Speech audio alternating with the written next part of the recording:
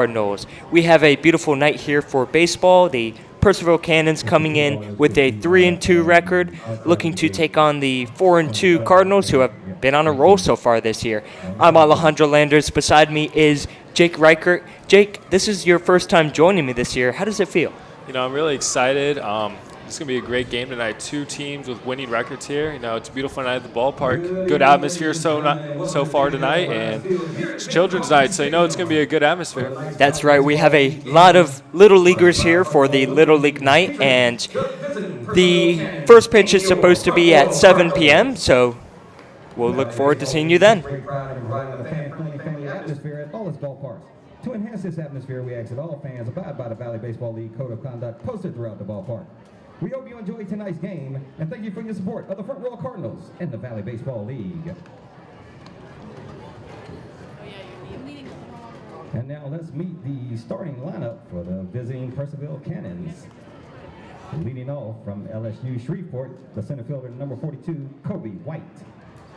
Batting second from Queens University of Charlotte, the second baseman number 10, Jake Barber. Batting third from the University of Oklahoma, the right fielder number 13, Gerardo Fredo. Batting fourth from Monroe College, the designated hitter number 24, Anthony Fernandez. Batting fifth from Mercer University, the third baseman number 27, Devin McCarron. And now to introduce the starting lineup, first off with the Purcellville Cannons. Batting first is Kobe White, playing center field, number 42. Batting second, the second baseman, number 10, Jake Barber. Batting third, the left fielder, number 13, Gerardo Prado. And batting cleanup, the designated hitter, number 24, Anthony Fernandez. Batting fifth, the third baseman, number 27, Devin McEachron. Batting sixth, the first baseman, number 19, Quinton Perilli. Batting seventh, the left fielder, number 5, Maxwell Malessa. Batting eighth, the catcher, number 33, Aiden Aparicio. And rounding out the lineup for the Cannons is the shortstop, number 6, Tyler Rawling. On the bump tonight for the Cannons is number 46, Corey Costello. And now, here's the lineup for your Front Royal Cardinals. Batting first, the second baseman, number 26, Hayden Hessmeyer. Batting second, the right fielder, number 7, Isaiah Frost. Batting third, the third baseman, number 35, Jay Campbell. Batting cleanup, the designated hitter, number 27, Dylan Weinbrenner. Batting fifth, the catcher, number 31, John Embury. And batting sixth, the first baseman, number 36, Aiden McNally. Batting seventh, the left fielder, number 3, Brandon Butler. Batting eighth, the shortstop, number 15, Josh Quezada. And rounding out the lineup for the Front Row Cardinals is the center fielder, number 4, Tristan Biddle. On the bump tonight for the Front Royal Cardinals is number 25, Colton Leach. And now you can see both teams out here, the Cannons on the first baseline getting ready for the national anthem, and the Cardinals jogging out to their positions. As we look out to the the American flag, you can see it blowing a little bit. We got a nice light breeze tonight as we get ready for the national anthem. Before we get started, we'd like to welcome to the field the T-ballers from Front Row Little League.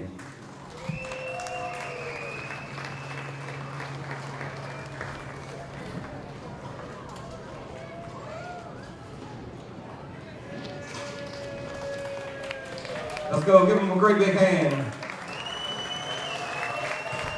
And let me zoom out real quick. You can see the Little Leaguers walking onto the field. Jake, do you remember being a Little Leaguer? Yeah, it feels like just yesterday. Could have been me out there, but here I am in the booth now.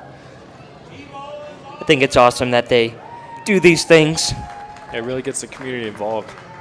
More people to attend the Cardinals games. You know the players love when more people are here, you know? That's right. It really brings the atmosphere up. Please rise and please remove your hats. And veterans, please salute as we honor our nation with the playing of our national anthem.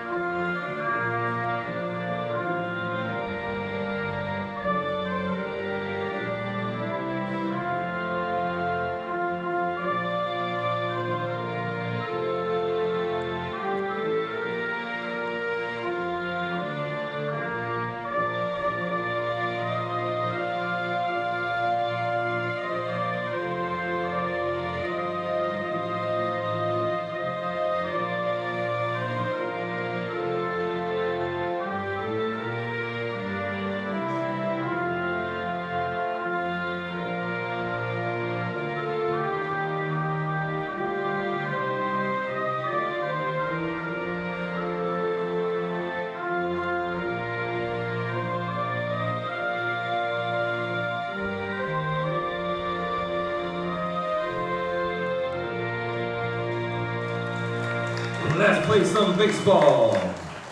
The officials for this evening's game, Mr. Steve Pennington, Mr. Eric Lautenschlager. Ladies and gentlemen, please do bear with us tonight. We had some technical difficulties with the printer, so we don't have all our, stats and rosters, but we can improv a little bit and pull some stuff up. But both teams looking solid. On the bump here for the Cardinals, as I mentioned before, is number 25, Colton Leach. Colton Leach from Santa Fe College, originally from Tallahassee, Florida. And what is going on? Oh, we have a first pitch by a police officer. All right. It's a little bit high.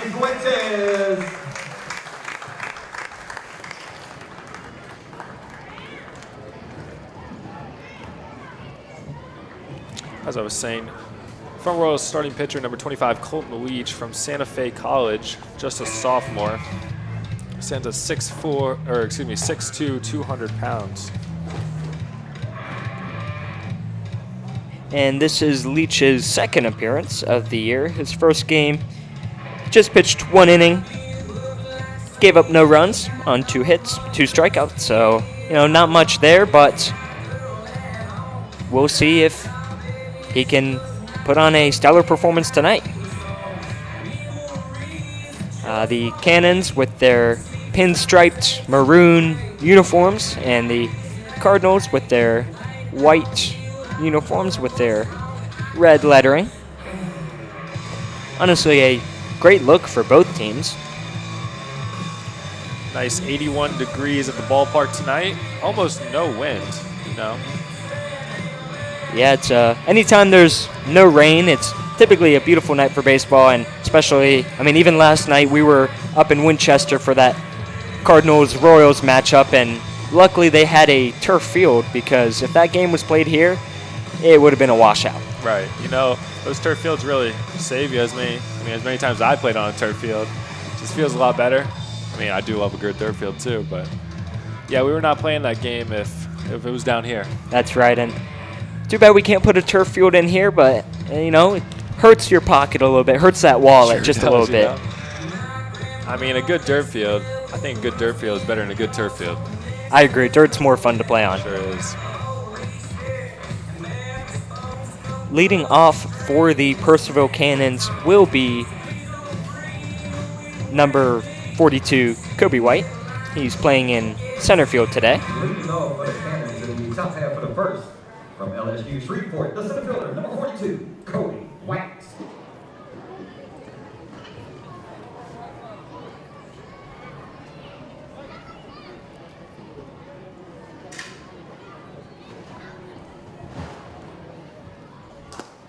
And Leach with the first pitch at 6:55 p.m. throws it in for ball 1. A little early today. Typically our games start just a few minutes after 7, but who's counting anyways? That's right.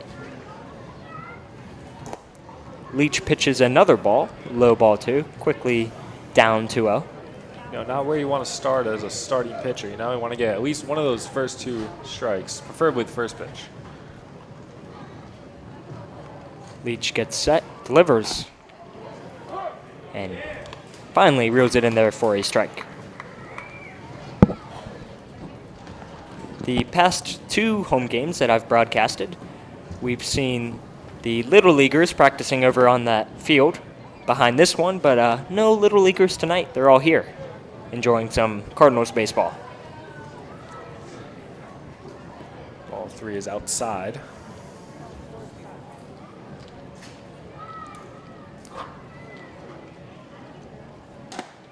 Leach unloads the 3-1 pitch and makes it a full count. Kobe White really, I feel like he thought about that one. Just at the last second decided not to swing there. Now he'll play defense as Leach winds up and he fouls it off.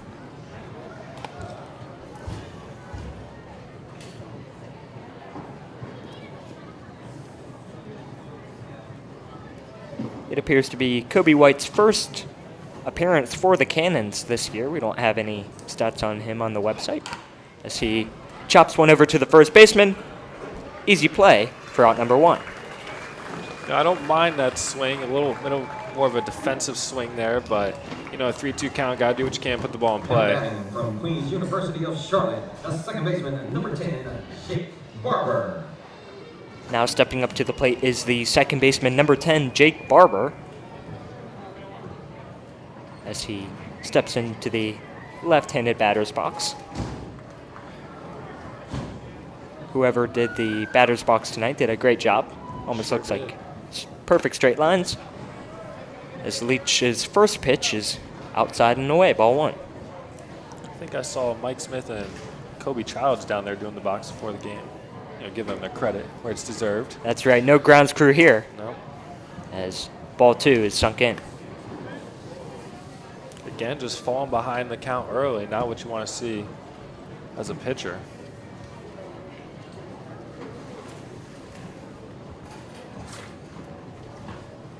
Leach unloads, ball 3. Now down 3-0.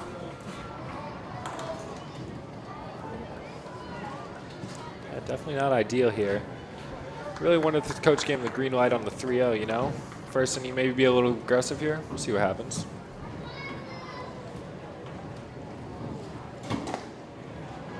And the 3-0 fastball lines in there for strike 1.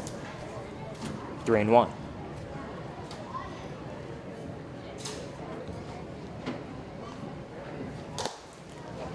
And Barber will trot down to first and be the Cannons' first base runner of the game with a runner on first, 1 out. From the University of Oklahoma, the right fielder, number 13, Prado. Gerardo Prado, the left fielder, number 13, steps into the right-handed batter's box. Still only 1 out here.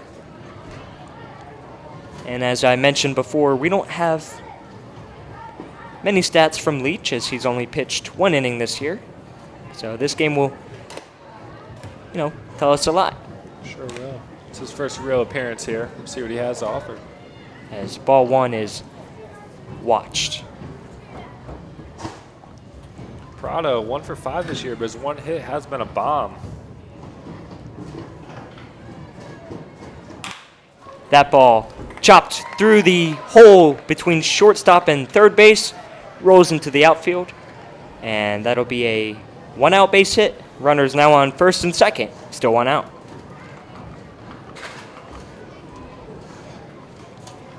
Weak little contact, but it found a way through. Never complain about that as a hitter.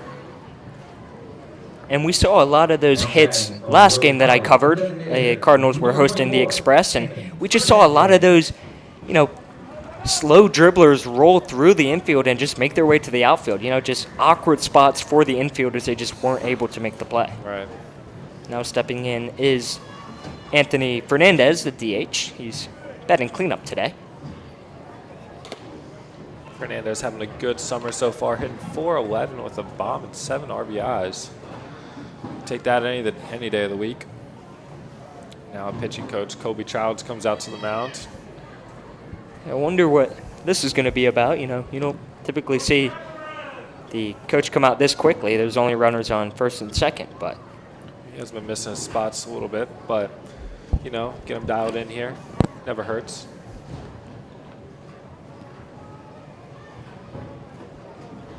yeah, I imagine Fernandez is batting cleanup for a reason. Right.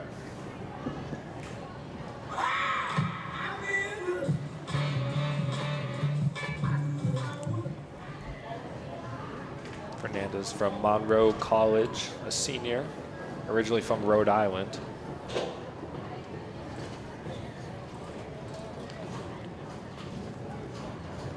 We're back to action here. Yeah, let's see if that mound visit, if he was able to give some words of encouragement to Leach. Leach looks back towards second, now throws. Ball 2. That is now his 10th ball of the game and only 6 strikes. So not really what you want to see early on, but like I said, it is early on. Now the 2-0. Fouled back towards the backstop. You know, I like that swing. He has to come to you there. May as well swing out of your shoes, see what can happen. He just missed it. Yeah, that's a big power guy kind of swing. Yeah. Now Fernandez facing a 2-1. Another foul, this time sent out of the stadium. I always like to mention that I do park far away, and there's a reason why. I don't want to walk out of the stadium and find a ball through my windshield. No, can't say I want to have that either. You know? Thought about that as I was pulling in today. I saw some close spots. I was like, not a good idea. Yeah, there's a reason those spots are open. Yeah. Now the 2-2, and that is swung on and hit high and deep towards the right fielder. But that is caught. No tag from the runner on second. And that'll bring 2 outs. Solid contact there, but The third baseman, number 27, Devin McCarron. the right fielder, Isaiah Frost, was able to make the play. Now batting is the third baseman, number 27, Devin McEachran, stepping into the right-handed batter's box here with 2 outs in the top of the first. That ball in the left-handed batter's box for ball 1.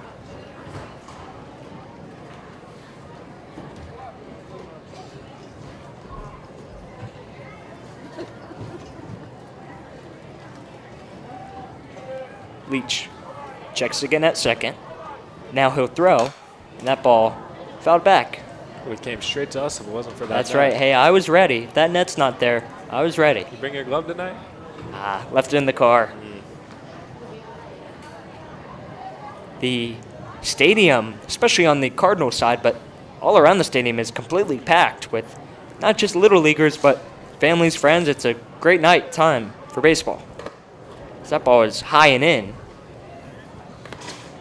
McEachin having to step away from that one for ball 2. Now the count is 2-1.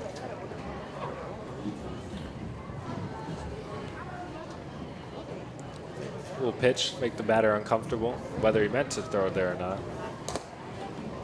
Another ball high, making the count 3-1.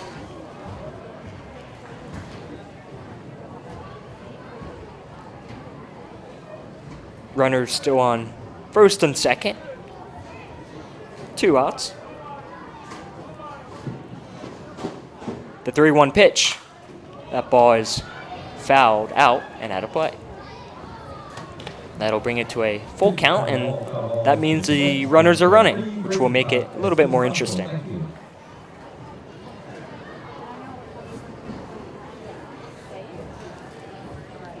Yeah, you know, you never know what can happen with the runners in motion. It really makes the play at first here, even if it's anywhere in the infield.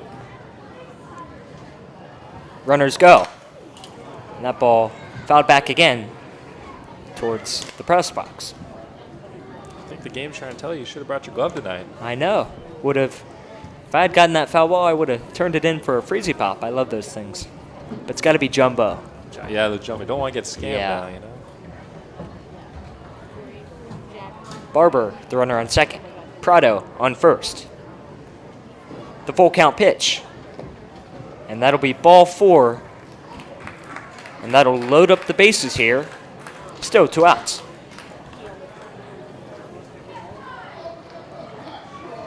Colton Leach now in a sticky situation here in the top of the first inning.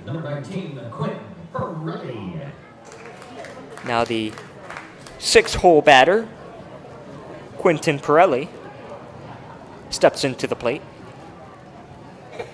And he will look to hopefully put the Cannons on top here.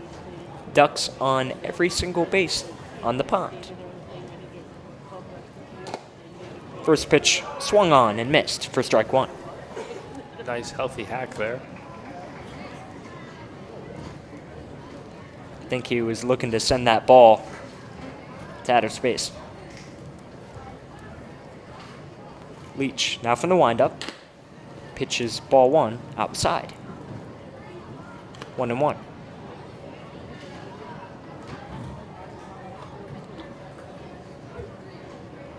The shadow from the stadium is now starting to encompass all of home plate, and soon enough it'll engulf the entire field. The 1-1 hits the batter, and Barber, the runner on third, will trot on home to first. The Cannons will now take a 1-0 lead over the Cardinals. Really just not what you want to see from your starting pitcher. You know, Leach struggling to settle in here. See if he can turn it around. Yeah, an early mound visit there by the pitching coach, and now the catcher trots to the mound to give some words of encouragement, but we'll see here. Still only 1-0, but base is still loaded, and now the 7-hole hitter, number 5, Maxwell Molesa, playing left field tonight.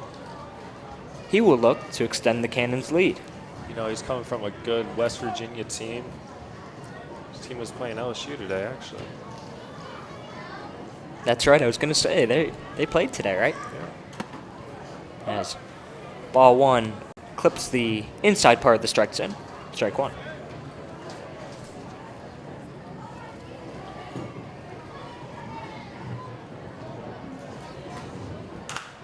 That pitch fouled off and out of play, and Molesa is now quickly down 0-2, 2 outs. This is what you want to see from your pitcher, you know. His catcher just came out, give him a quick word, and now he's up 0-2.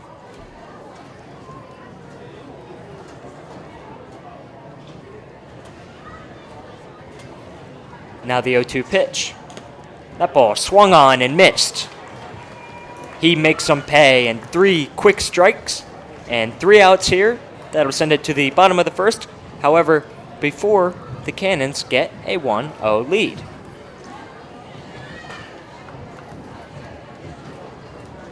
No, you're not what you want to start as for Front Royal. Only give up 1 hit and still scoring a run and leaving the bases juiced.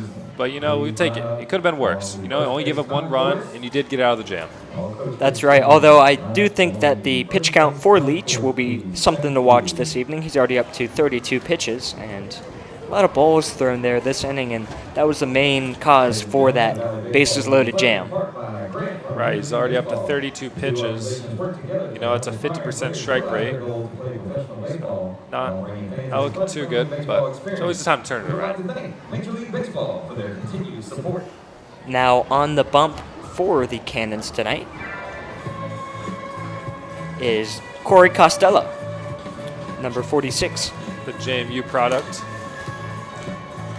Originally from Leesburg, Virginia, nearby. Really close to Purcellville, actually. Yeah, he probably living at home this summer. Yeah. No need for host family there. That's the way to go. Which, speaking of, if you are looking to host a family, every team in the Valley League would greatly appreciate that. You know, I've done it for 7 years in a row.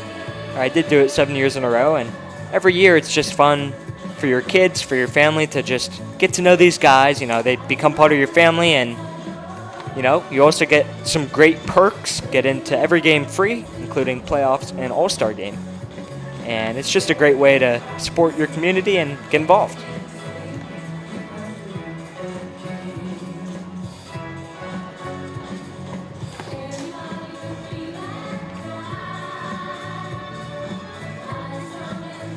Costello, 6 feet tall, 200 pounds. Lefty. I will say, I do enjoy watching lefty pitchers. Yeah.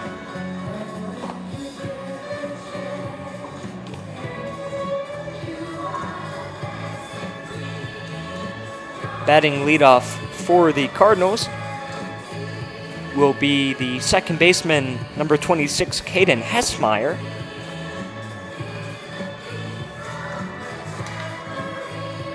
Hessmeyer is batting 600 so far this year. Not many games. I think he's played only 2, but that's a great average, I would say. Great way to start. Sure, it gives you a confidence boost, too.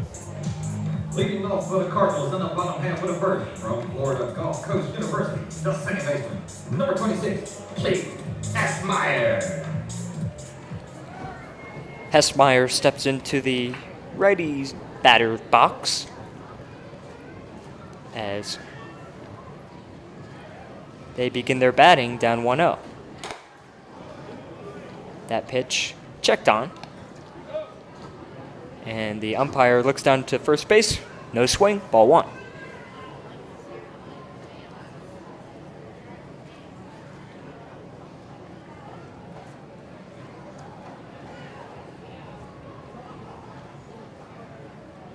Costello from the stretch.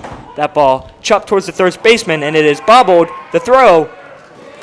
And that is wild throw. But Hessmeyer stays at first. I think we'll score that an error. Let's see what the scoreboard gives it there. I think because it ate him up at third base, they're going to give him an error, but if it was just a wild throw, I think he beat that out. Let's see what the scoreboard says here in a second. Yeah, tough hop there for the third baseman, McEachran, and then by the time he threw it, I think he tried rushing the throw, and then the first baseman, Quentin Pirelli, just wasn't able to snag that. And so the Cardinals, first batter of the game, first runner of the game, now on first. And that ball 1, is to Isaiah Frost. He's playing right field tonight. And they did end up rolling that a single, which I'm sure Hessmeyer appreciates. Pat the stats a little bit. You know, any way you can get on, any hit, you'll take it.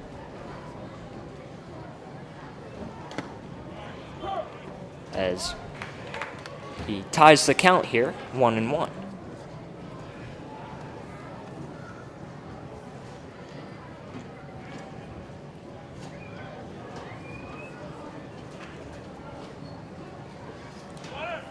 Runner goes, the throw down, and he is called safe. Catcher threw that one from his knees. Yeah, not much effort there, and Hessmeyer stands on second now. Still no outs. First runner in scoring position. We'll see what Isaiah Frost can do. Now with the 2-1 count, Costello throws ball 3 low.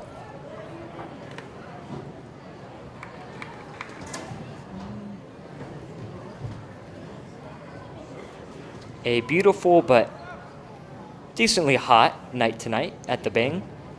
Can't complain.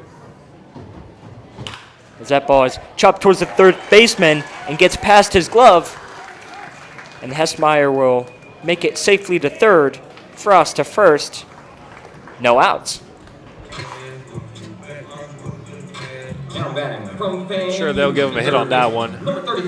Snuck under the third baseman's glove there. Another tough play there for McEachran, and he just wasn't able to get in front of it. Now batting is the power guy, number 35, Jay Campbell, and we've seen him go yard already this season. Costello looks towards first now, throws to the plate, and strike 1 is called. Jay Campbell had a solid year with Florida A&M. Just a sophomore.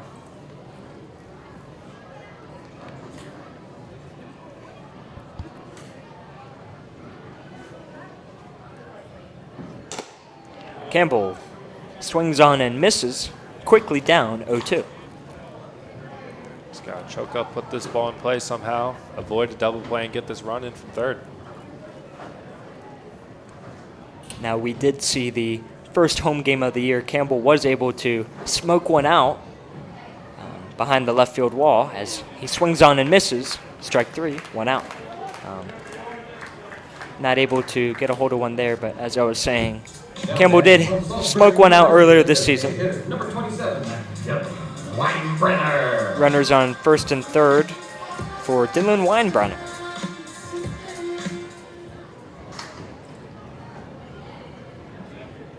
he looks to hopefully put the Cardinals on the scoreboard with a runner 90 feet away. Costello checking back towards second. The runner goes, swung on and missed. Now he throws down the third, and it's a wild throw. And Hessmeyer will score Isaiah Frost to second, and the Cardinals tie it up 1-1. You know, I think if that's a good throw to third, he's out. Catcher just threw it a little bit to the right of the third baseman. Couldn't quite get it. Yeah, a lot of moving parts to that play. You saw Frost steal down towards second, and then Weinbrenner swings on and misses. And then it looks like Hessmeyer almost would have been caught in a pickle there, but just a wild throw. And the Cardinals able to tie it up here, bottom of the first. I'm telling you, they keep hitting balls right up here. Wasn't That's for right. that net, we'd have 3 souvenirs already. Weinbrenner now, another 0-2 count here. He'll have to shorten up. Costello checks towards second, now looks back, delivers, and another foul ball straight back. One wasn't quite making it up here, but you know.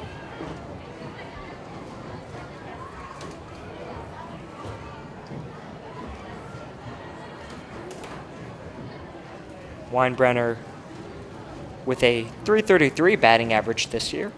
Anytime you can hit above 250, I say that's pretty successful.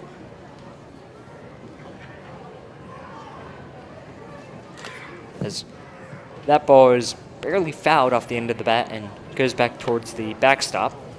That was one of those staying alive swings, you know? You don't know if the umpire's going to call that pitch. Got to foul it off, battle till you get your pitch as a hitter.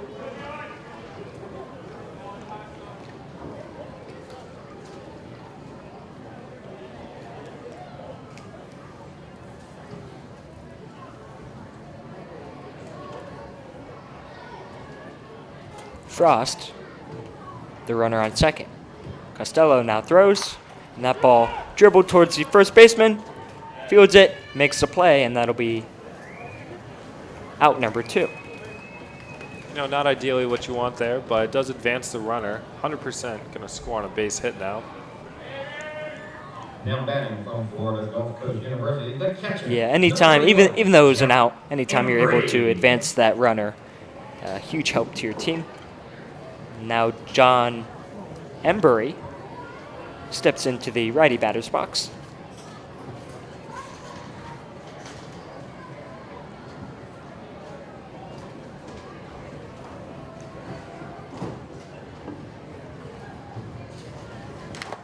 As the first pitch is fouled off in the box for strike 1.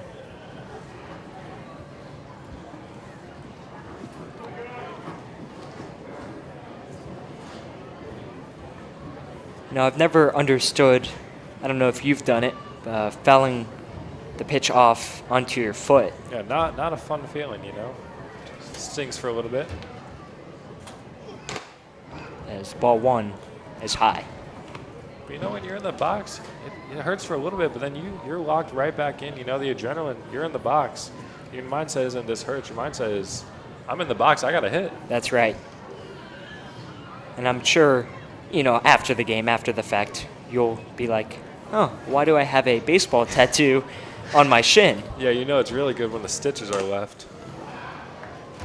As Embury swings on and misses for strike 2.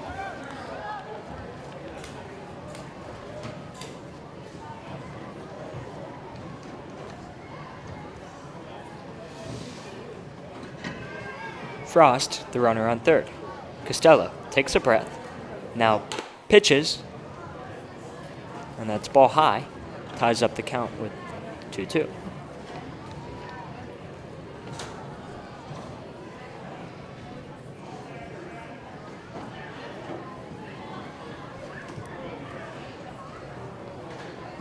Any way to get the run here for the Cardinals? And that ball swung on and missed for out number 3. Just wasn't able to make contact with that one, and that'll send it to the top of the second, but not after both teams score 1 run. Not the swing you want to see from the catcher there, Embury. But, you know, I get it. 2-2, a little more of a protect. But, again, the ball was definitely out.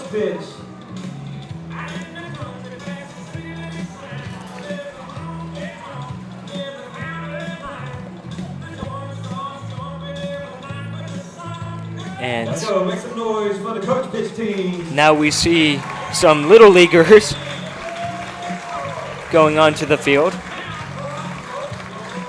As I said before, Little League night is probably my favorite night.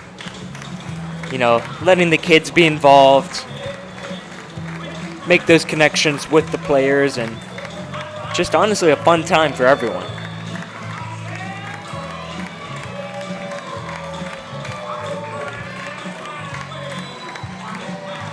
As they walk out from the first base side dugout and into the third base dugout.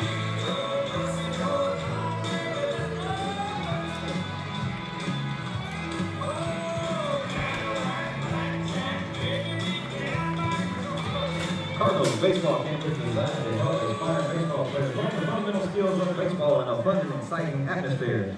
And by the Purcellville Cardinals baseball players and staff, individual and team drills are incorporated into daily activities as well as game competitions. Your camper will receive high-quality daily instruction. A lot of activities happening tonight with the Little League. They have, I think, some bounce houses. I'll have to check on that, maybe try it out for myself. But they do have some food trucks, and they had a apple pie eating contest. I'm not sure if it was apple pie, but they did have a pie eating contest, and that was definitely fun to watch. And I can't say that I would have participated in that because I like savoring my pie. I like enjoying it. I don't want to, you know, chow it down in 10 seconds. But nevertheless, pie eating contests are fun to watch. Leading off the top of the second inning for the Cannons will be the catcher, number 33, Aiden Aparicio. Aparicio, the only listed catcher for the Cannons this year. As he takes ball one. If he is the only catcher, he'll have to put in a lot of work behind the plate this year. As that ball is popped high and back towards the backstop, let's see if they're able to locate it. And no, as you can tell by that loud noise from the roof, that it hit the roof. As you're saying, you know, if he's really the only catcher here, that cannot be an easy job for him. That's right. Who knows? Maybe they'll bring Yeah. someone else in. Usually it takes a little bit, especially for teams who are still playing in their conference tournaments or whatever, as strike two is called. A better start to the inning for Colton Leach here. Yeah, Leach with that high pitch count in the first inning. Now ahead in the count, 1-2. That ball popped up again, this time towards the second baseman. But the right fielder calls him off. Out number one. Great job communicating there as Frost calls off Hessler. And you know, as a second baseman, I'm sure he wanted to get that ball, but that's the outfielder's ball all day. Outfielder controls the infield. Right, and sometimes you do see miscommunication, when both people are screaming at the top of their lungs, ball, ball, ball. It is hard to hear, but good job there as the bottom hitter in the lineup, the shortstop Tyler Rowling, takes strike one. Tyler Rowling from Penn State. That ball, again, fouled off towards our side of the net. And he's now quickly down in the count, 0-2, one out.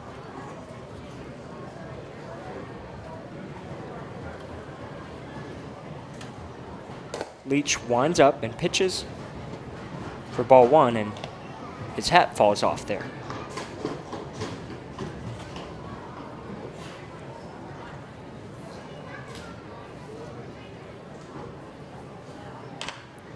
And now another pop-up, this time inside the diamond. And again, directed towards Hessmeyer. This time Hessmeyer does make the catch. Hessmeyer said he's not going to let someone take the ball from him 2 times in a row. Now batting, the center fielder, number 42, Kobe White. Back to the top of the order here for the Cannons. Yeah, center fielder Kobe White.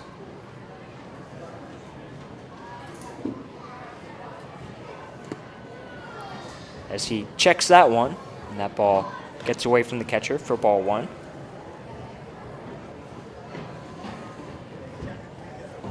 White is 0 for 1 today. As he watches a low strike 1.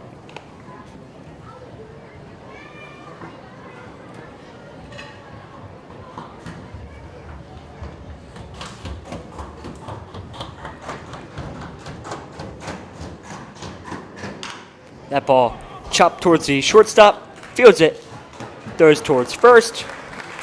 6-3. Easy ground out. And that'll be out number 3.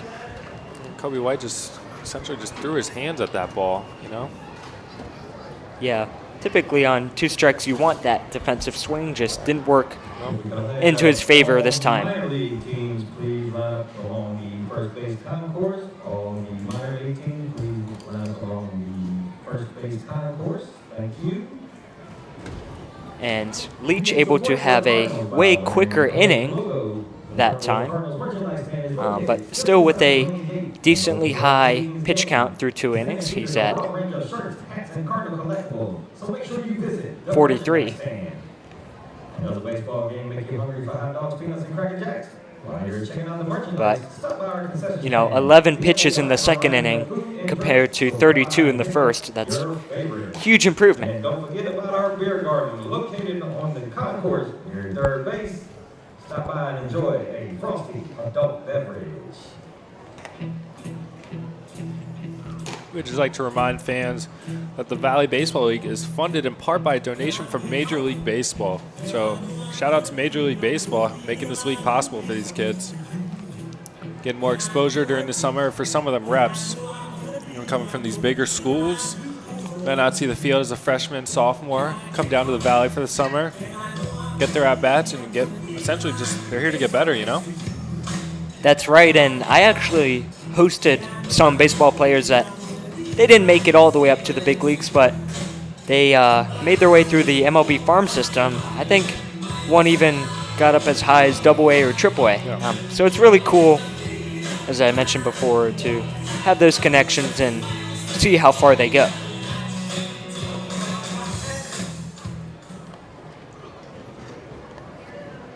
As warm-ups end, a Johnny Cash walk-up song. Now batting for the Cardinals from Marist College, the first baseman. As Aiden McNally steps into the plate. A lefty-righty matchup. And ball 1 is outside.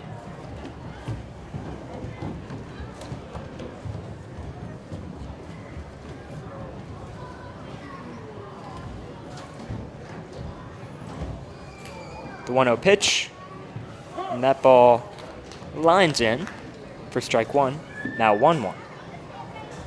Good little slider, sweeper, whatever he has there, pitch as he painted the outside corner.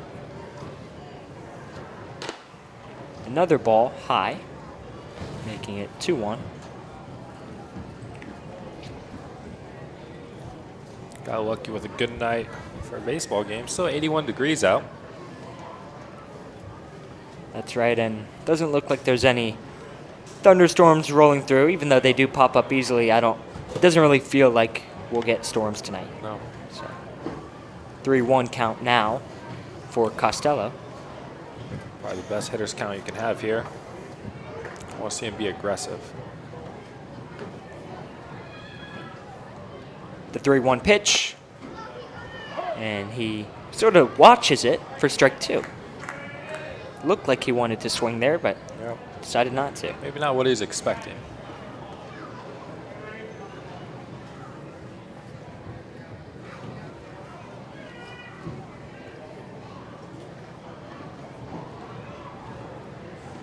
Now the full count pitch is checked, and the umpire looks towards first, and the umpire calls him out. Says he went there, and that'll be a strikeout for McNally. You know, it's one of those. I wish we had instant replay, all those camera angles, really see. Right, yeah, we'll add it to the budget for next year. With the turf field that we mentioned. Yeah, turf field, maybe a grounds crew. Camera angle, you know. As Brandon Butler, the left fielder, steps in, and he takes ball 1. I will say, though, Bing Crosby is one of the nicest, if not the nicest, stadium in the Valley League, although it's hard to compare that with the JMU field that the Harrisonburg Turks play on. But I really do enjoy this enclosed stadium atmosphere as ball 2 is thrown. Yeah, there's some nice playing surface. We got Shenandoah, obviously, for Winchester Royals. Harrisonburg Turks, like you mentioned, JMU. Haven't been to too many other ones. Yeah, Strasburg plays on a high school field. Woodstock as well, as ball 3 is low and in the heels. He has to back away from that one. I know Covington, because I made it there one of the games somehow.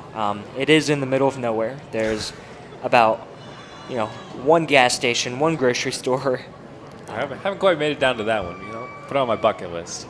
Yeah, we can take a road trip down to there. Strike 1 is fired in for 3-1. I have been to Stanton. I think that's a high school field as well. So it is cool that the Valley League is able to use stadiums around the Valley.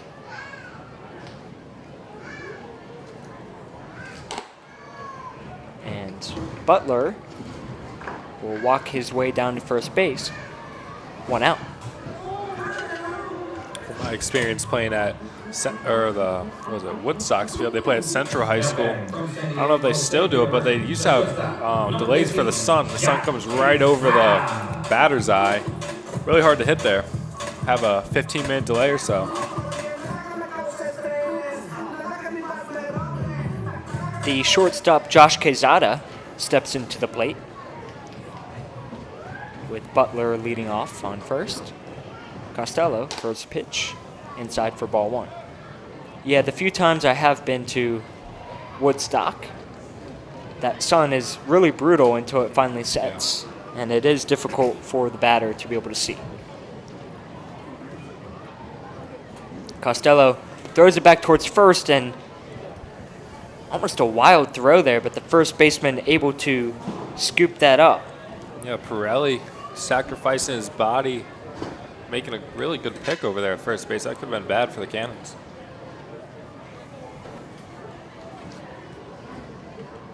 I don't even know if he had a big lead there, as Costello slings it in for strike 1. Still 1 out here in the bottom of the second. Both teams scored a run in the first. Costello staring down Butler at first, now delivers, and that is swung on and missed for strike 2.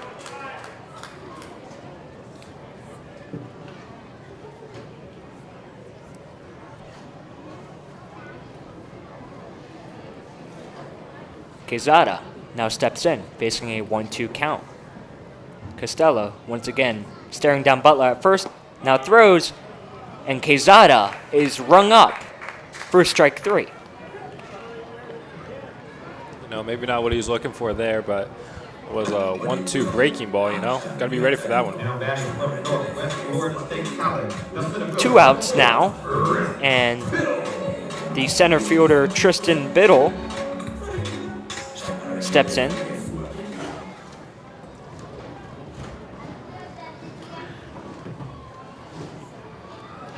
Butler still the runner at first. That first pitch is dribbled towards the second baseman, and he makes the throw to first, and that'll be out number 3. Another quick inning.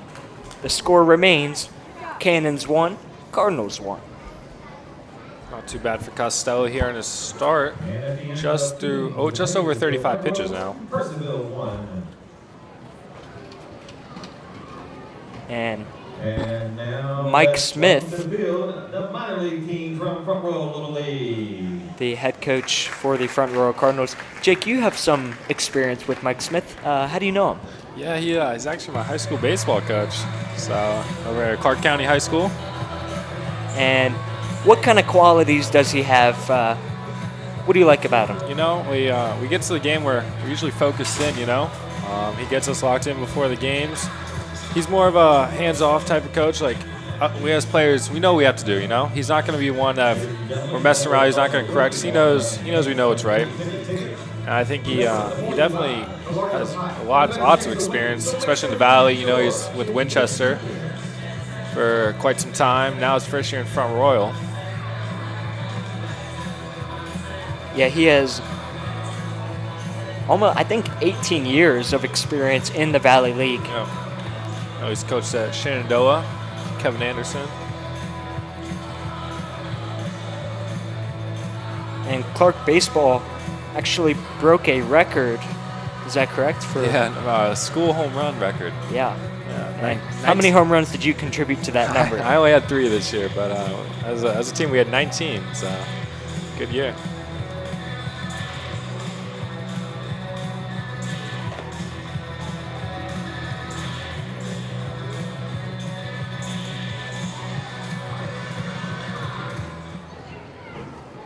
And leading off the 3rd inning for the Purcellville Cannons Now batting for the Cannons in the top half of the 3rd. The second is baseman, number 10, Jake Barber, the second baseman. Barber, I believe, walked in his first at-bat as the breaking ball is called for ball 1. See if Leach can figure it out here. The 3rd inning. Definitely a better second inning than first inning. As that ball is driven high and deep to right field, right fielder chasing over, and that'll drop in fair territory. And he'll slide into second for a double. You know, I think if they're not shifted there, that ball's caught, but shifted over to the left a little bit. Yeah, and that ball sort of hung up in the air for a while and just plopped in right inside of the first baseline. That's the risk you play with running a shift against the team. You know, stuff like that can happen, especially if you get a quicker runner. Maybe not like that. That ball will just stop, but if the ball doesn't stop, the ball's down the line for a 3-bagger. Stepping in now is Gerardo Prado, the left fielder, and he takes the first pitch and fouls it off out of play.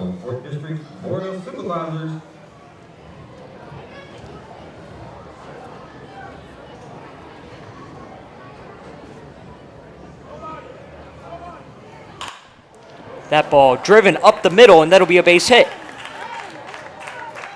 Smoked that one right through the pitcher. Barber had to make sure that ball got through. I think that's why he didn't score there. Turned around, made sure. Again, with the shift, someone could have been there, you know? I mean, obviously, they looked like they're playing pretty straight up there, but nowadays, never know. Right, and when the shift does work as intended, it is really nice, but, Right. you know, it's almost frustrating when you do shift and then they hit out of the shift. Yeah. Now he'll face the cleanup hitter, Anthony Fernandez. He's DHing tonight, and he watches strike 1. I am glad that they did away with allowing the infielders to shift in the outfield in the MLB, because that was quite annoying as the second strike is fouled off. That was quite annoying to watch, you know, a solid hit. You know, it would be a base hit, and then you see the second baseman or whatever in playing right field and throws it to first. You know, it just took away from the game and took away from offense in the MLB, especially like how hard it is to get hits. As the runner goes, no throw, and he'll slide into second safely. Runners now on second and third, still no outs. 2 runners in scoring position here for Fernandez. Not a good start here for the Cardinals. No. And we do know that Fernandez is batting well this year, 411. 1 home run as he dribbles that one to second. That ball is bobbled, but able to finish the play, but not before Barber is able to score. Cannons take the lead, 2-1. Yeah, I don't think Hesmeyer was going to throw him out at the plate anyway. I don't think that bob will change anything with that play. Yeah, no, it didn't look like he was going to try and throw towards home anyways. Devin McCarron now batting, and he has a chance to tack on another one for the Cannons as there's a runner 90 feet away on third. Ball 1, low and away. Again, this is one of those at-bats. Just got to make something happen, put it in play, basically anywhere to third but third base here. Not third base, not the pitcher. That ball driven high out towards the center fielder, and that'll bring in a run. And Should Cannons do the job. will take a 3-1 lead. Nice sacrifice there.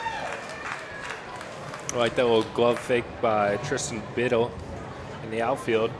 Tried to get the runner to leave early, you know? You don't see that too often, but, you know, if you can pull that off, go for it, you know? That's right, and I love seeing those high baseball IQ plays. Yeah.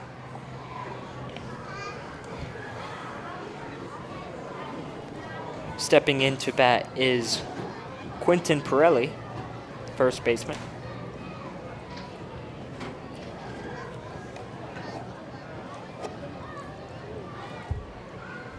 Pirelli drills the first pitch out to left field, but that is caught, and that'll be the end of the inning. Cannons score 2 in the top of the third, and that sends it to the bottom of the third. Cannons 3, Cardinals 1. Good solid piece of hitting there. No, nothing you can do about that. And now as more little leaguers come onto the field, feels like they just keep spawning in there and they keep walking onto the field. It's different age groups, you know, every inning. As I mentioned before, very cool that they're able to do this. You see all of them jogging. One of them has a captain hat on, like a captain of a boat. Oh, now you see some of them sprinting. We're back with the Dizzy Bat Challenge. I'm here with Leland And one of my favorite parts of the game, the Dizzy Bat Challenge. Always fun to watch these kids. Although last time they did the Dizzy Bat Challenge, Jake, I feel like they didn't spin that many times because they were able to run straightly. Yeah, gotta make it good. Make it. Oh, look at that. Oh, and Took off a little early. Come on, fans, let's hear it for them. at least when I did a Dizzy Bat Challenge, they made me spin like 10 times. I remember that. I was with you with that. We did that together. That's right. And hey, do you recall who won? Don't want to talk about that. I believe I did, but Yeah, I that's believe not you did. important. Anyways, yeah, I don't think they should have spun a little more because they weren't even dizzy. No. They spun probably 1 or 2 times and then put that on. But nevertheless, fun little game. And we'll now do some score updates from around the Valley League. The Waynesboro Generals are beating the Tom Sox 11-9 in the top of the ninth. That game started earlier this evening. In the top of the third, Royals are up on the Express 1-0. In the bottom of the third, Covington is losing to Culpeper 2-1. Also in the bottom of the third, Newmarket is up on Woodstock 1-0. And in the top of the first, this game just started at 7:30, Harrisonburg up on Stanton 1-0.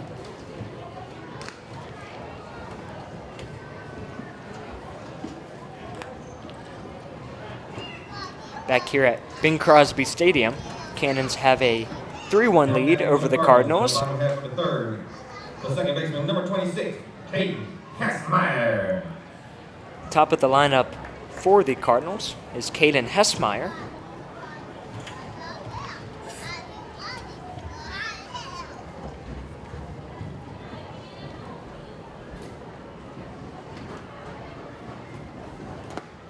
And that first pitch sinks in low for ball one.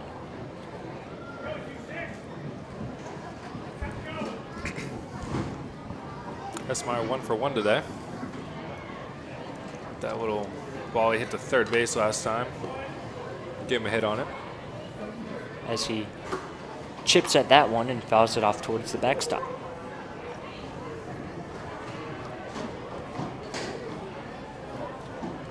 Hessmeyer from Florida Gulf Coast University, just a sophomore. Ball two is way outside.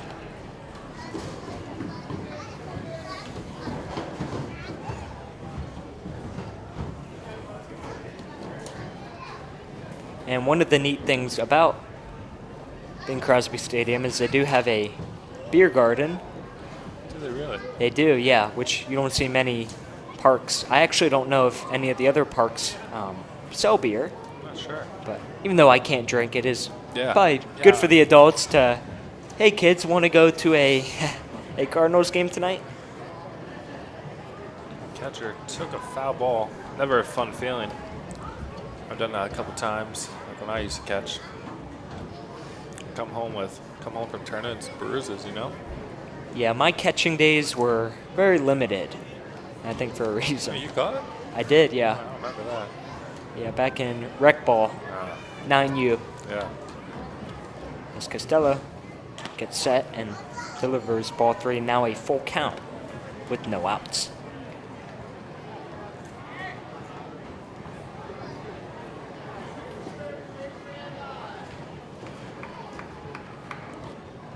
Yeah, this field really does get to put to use throughout the year with Skyline High School and Warren County both playing here.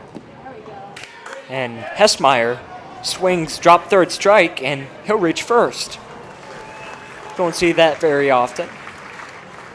Any way you can get on now, I'm sure he'll take that. That's right. Definitely not exactly what he wanted, but you know he's on first base. Right. Now, it does take a dent to his batting average, but I'm sure he'll appreciate getting on first. And once again, first batter of the inning, he's able to reach first. Now stepping in is Isaiah Frost, the right fielder. And we've already seen Frost make some plays out in right field. Now hoping to make some more plays batting. He takes first pitch inside. Ball one.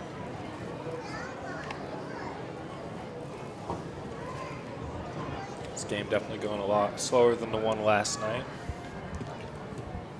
Last night we did start later. So That's right. Last night got delayed till 7:30. As 7:45. 7:45. Yeah, I think they did say 7:30 as Frost is plunked and he'll trot down to first. Hessmeyer to second. Yeah, 7:45, and I didn't stay the whole game, but what time did that end, do you know? It's a little after 10:30, probably closer to 10:45. Yeah, and the past two home games that we've had here, as the Cannons now have a mound visit with runners on first and second, no outs. We've seen two long games. Both of them were about 3.5 hours. They started on time at 7, but I was broadcasting here at 10:30, and I was like, man, we're still going. But hey, I won't complain about getting extra baseball. I never complain about watching some baseball games. Umpire signaling that is the Cannons' first mound visit. Jay Campbell, the third baseman, now steps back in. He struck out swinging in his first at-bat, hoping to get some redemption here. Two runners on base, one in scoring position. No outs.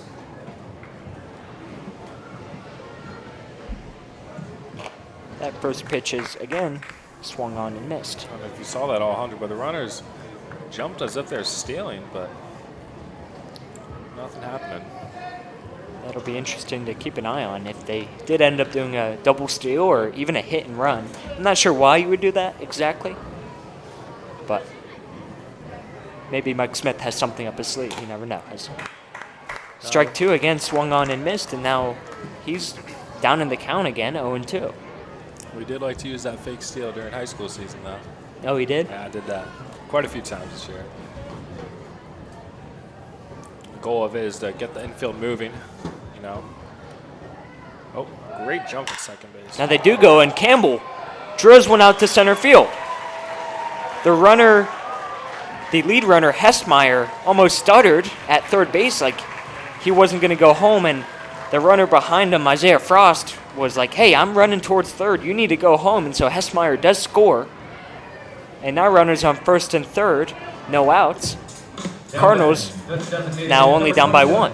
I almost wonder, did he miss third base? Is that why he stumbled? Or was he making sure that ball was down? Yeah, I'm not sure what exactly happened there. It looked like Hessmeyer either thought Mike Smith told him to stay at third or thought that the ball was not that deep, but he stopped there for a second, and then the runner behind him, Frost, kept going. He's like, hey, I'm going to third. You got to go home.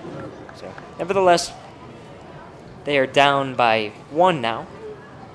Dylan Weinbrenner now the batter. DH tonight.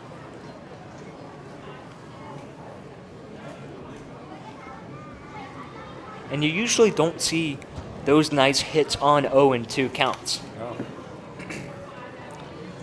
I mean, here we have Costello working to another 0-2 count.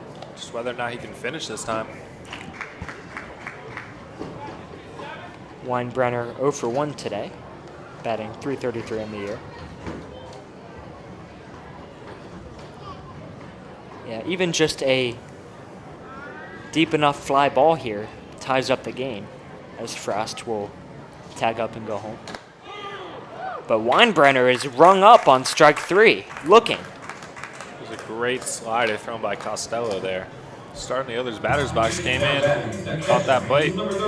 Yeah, he just froze up there, didn't know what he was watching, and now out number 1. Now Embury has to avoid the double play here for this run to score.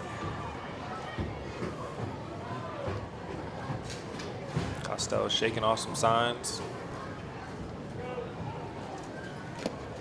And ball 1 is in the other batter's box.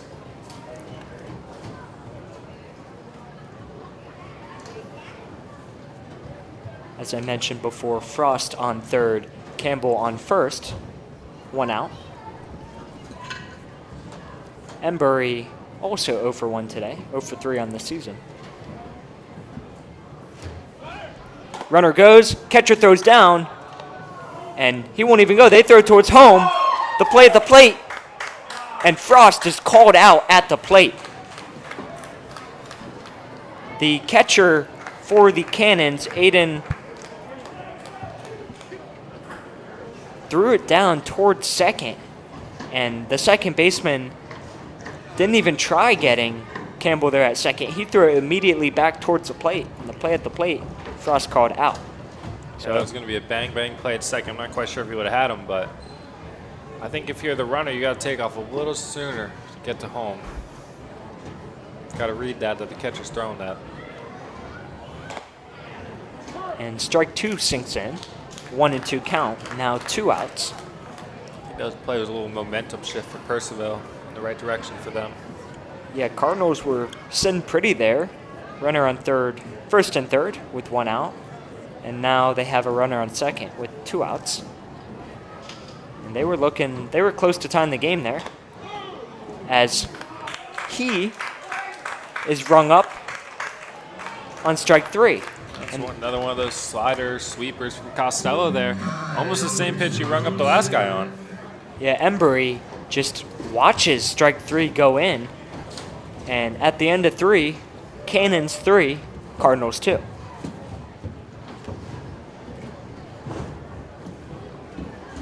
And at the end of 3 innings of play, now Purcellville 3, Front Royal 2.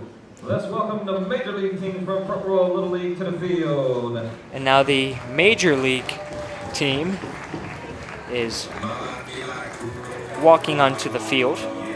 And speaking of major leagues, we'll do some score updates from the major leagues. We'll do some local teams.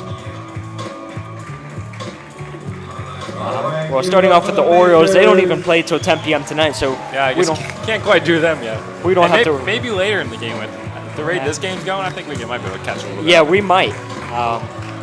Nats did lose today 5-0 to the Rangers, and as I say every game, if you are a Buccos fan, the Pirates did beat the Phillies 2-1, and I do mention the Pirates every time because I am a Pirates fan, but they are also pretty local, I would say. A lot of, I will say there are a lot of Pittsburgh fans that are in our area, whether it's Steelers, Penguins, Pirates. So I feel like they are worthy enough to keep them in. Nats got shut out by Jacob deGrom today. Yeah, deGrom, he's getting old, isn't he? Yeah, he is, but hey, if he keeps pitching like he did today, he struck out 8 over 7 innings. Not bad at all. 012, that's 289-012. You can pick up your prizes at the merchandise stand. As we go into the top of the 4th inning. Colton Leach still out there for the Cardinals.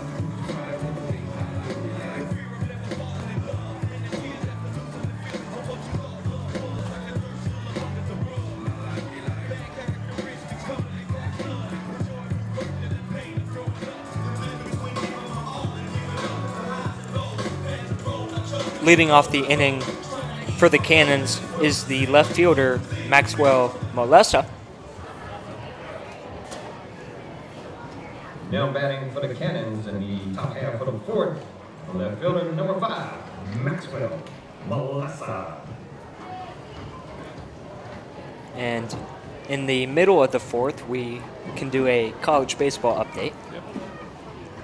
Got to hit all realms of baseball. And ball 1 is thrown outside.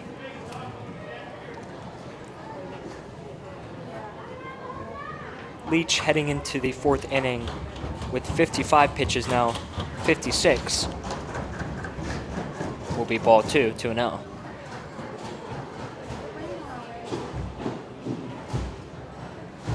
lot of stomping around tonight on those bleachers. Yeah, lots of kids. So that ball is drilled down the first baseline. But Aiden McNally able to make that play for out number 1. Now batting the catcher, number 33, Aiden Aparicio. Give credit where credit's due. Molesa had a nice hard-hitting grounder down the first baseline, but McNally just able to make a great play. Now stepping in is Aiden Aparicio, the catcher. And first pitch is looped in, ball 1. Almost clipped him there on the shoulder. And we've already seen a couple hit-by pitches today. That ball sent out to the shortstop. 6-3 for out number 2. 2 quick grounders and 2 quick outs for Leach, which is exactly what you want, especially with that higher pitch count. Can't ask for any more as a pitcher. And it almost feels like he's starting to get into his groove. Right, I mean, his pitch count is getting up there, and as we know in the Valley, players are on pitch counts, don't want to do too much to your arm, but we'll see how long he can last in this game. That was a nasty first pitch strike. Almost curved in towards him and then rolls through the outside part of the plate for strike 1. And now he swings strike 2. 2 quick strikes. And the batter, Tyler Rawling, is quickly down 0-2. I blinked, and before we knew it was 0-2, and now the 0-2 pitch almost swings at that one, but makes the smart decision of checking. We'll make it a 1-2 count.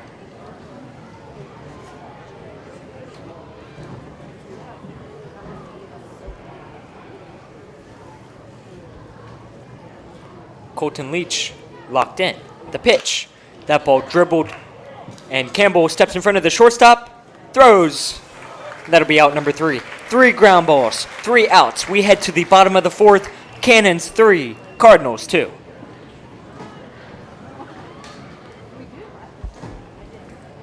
And as I promised, I will be looking at these college baseball scores. So far, some final scores. Duke beat Murray State 7-4. Miami beat Louisville 9-6. LSU beat West Virginia 16-9 on 8 hits. Arizona beat North Carolina 10-8. Coastal Carolina beat Auburn 4-1. Arkansas beat Tennessee in a close game 4-3. UCLA and UTSA are currently tied 2-2 in the top of the fourth.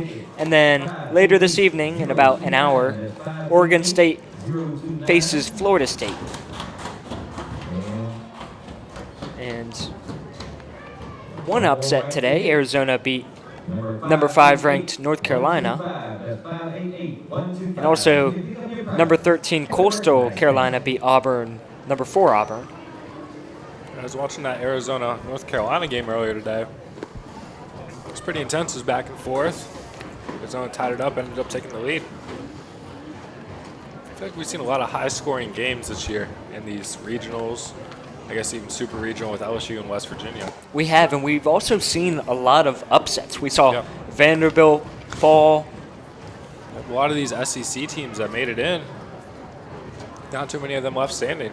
And my favorite story of the college baseball world so far, Murray State, not a school everyone knows, made it to a super regional. They're playing Duke. They are down 1-0, but it's not over yet. It is not, and, you know, maybe they will be the Cinderella story of the NCAA baseball. Love to see it. Stepping in for the Cardinals to lead off the bottom of the fourth is the first baseman, Aiden McNelly.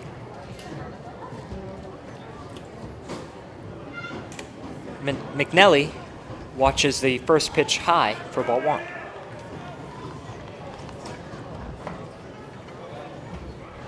The temperature starting to cool off as we get later into this evening, and it seems to be less smoky. The past couple days we've had those Canadian wildfires as that ball is sent out to center field. Ball is tracked down nicely. And the center fielder, Kobe White, able to make that play on the run for out number 1. But, yeah, I don't know if you noticed, but there was a lot of wildfire smoke from those Canadian wildfires, and it was making everything hazy. Even on a sunny day, you saw that haze kind of set in. And not as bad as a few years ago when you could smell, I remember that. almost smelled like a bonfire every time you walked out of your house. I remember actually being at a Winchester Royals game, and they either delayed or canceled the game because of it. That's right, yeah. You don't realize how bad it is to breathe that in.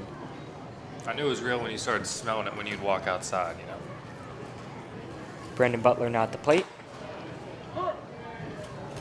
Now a 1-1 count.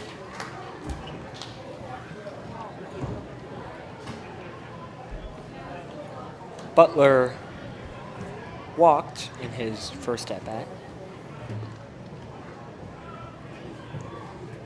Now the 1-1 pitch. Now 2-1. It appears to be Costello's second appearance of the year, the first appearance. He had a 4-inning start, 6 strikeouts, and 2.08 ERA. Good swing there from Butler. Make it 2-2 now. And he'll have to shorten up. Costello shakes off the catcher, now gets set, takes a breath from the stretch, and Butler goes. That ball dropped, third strike. A little bit of confusing play there for Butler. Didn't know if he should run or not since the home plate umpire checked with the first base umpire. Yeah, I was confused a little bit there why he checked with the first base umpire. It looked like a clear swing. Yeah, I for sure thought he swung there, but you know, first base umpire really affirmed that call.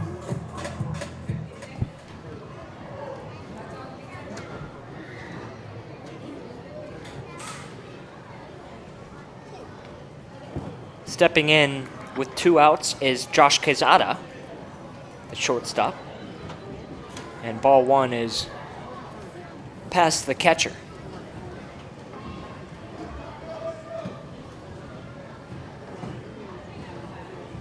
Cannons still hold a 3-2 lead over the Cardinals.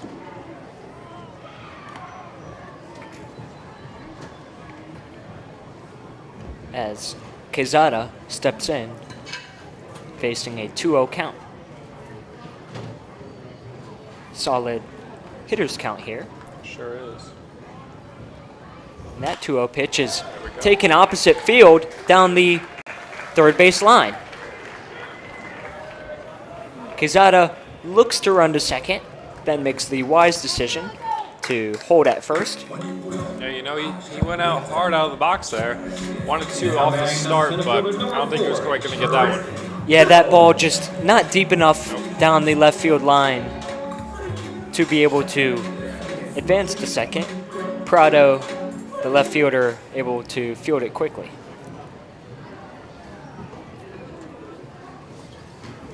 Now, the bottom of the lineup, Tristan Biddle. And he looks at ball 1. Josh Quezada is a speedy base runner. We'll see if he takes off here with 2 outs. A little bit harder to steal off the lefty there. And that ball high and out of play. And the only shattered glass I heard on that one was the animation from the press box, but I do like listening out in case it does hit a car. Yeah. I think I parked far enough away, though. I was thinking about that. I pulled in. I was like, I don't think anyone can hit this far. If they did, you know, Good that's for them. impressive. Yeah, good for them.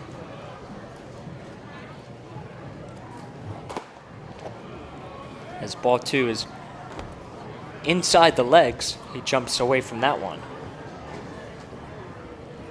Biddle 0 for 1 today, and struggling a little bit this year with just a .055 batting average. And strike 2 is called. 2-2. 2 outs. Quezada, the runner at first base. Costello, reading the sign from the catcher. Now looking towards first, back to the plate. And strike 3 is called. Looked a little low, but umpire rings him up on that one, and that'll end the inning. I'm not too sure about that one, but you know, 2 strikes you got to protect. No runs on 1 hit, no errors, 1 man left on base, and we head to the top of the 5th. Cannons 3, Cardinals 2. Purcellville 3, Royal 2.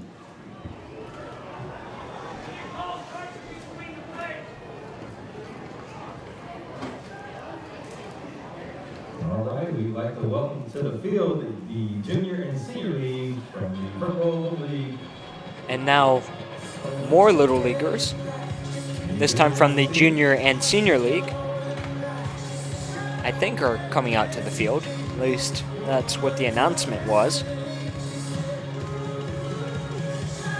After 4 solid innings from Corey Costello, he is now at 70 pitches even.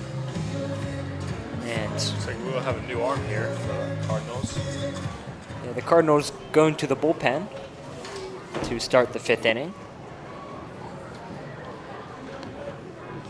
Looks like Grant Francisco from Long Island University. All 6'6" frame. Yeah, big target there as a freshman. And Colton Leach finished for the night. He didn't have a terrible night. He just unfortunately got caught up in that high pitch count, and a lot of walks, a lot of balls, and that'll be the night for him. But only 3 runs given up. Not terrible. I think that first inning was really what ate him up there. He had 32 pitches. Hard as a pitcher to start like that and have to rebound. I mean, he did do a decent job, but Not exactly what you're looking for.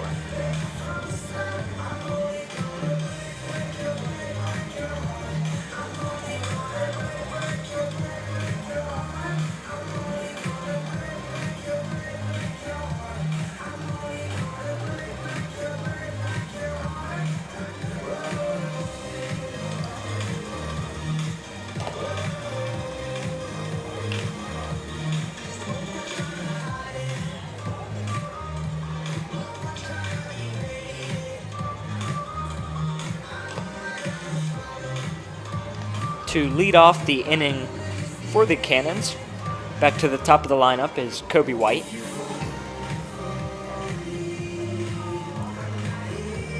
Now batting for the Cannons, inside right over good, number 42, Kobe White. Still a close game here as we begin the 5th inning. Cannons only up by 1 run. Both teams staying in it. And first pitch is ball outside, but White did square up as if he was going to bunt. But quickly pulls away. Sure, with his speed, he could probably bunt for a hit here. Pulls the bunt again, and that time it's popped up. And the pitcher, Francisco, able to make that easy play, out number 1.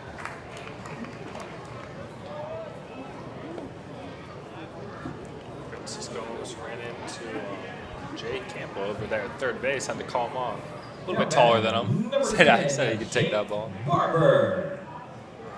Jake Barber, the batter. And he had not a very good bunt. Typically, you don't want to pop it up. No. That makes the job too easy for the fielders if you pop up that bunt. You want to get on top of that ball, make sure it gets down. And that first pitch is ball 1.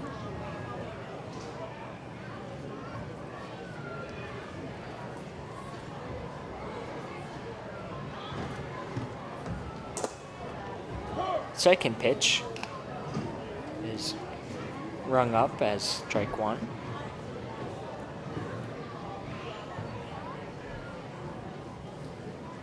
Barber 1 for 1 today.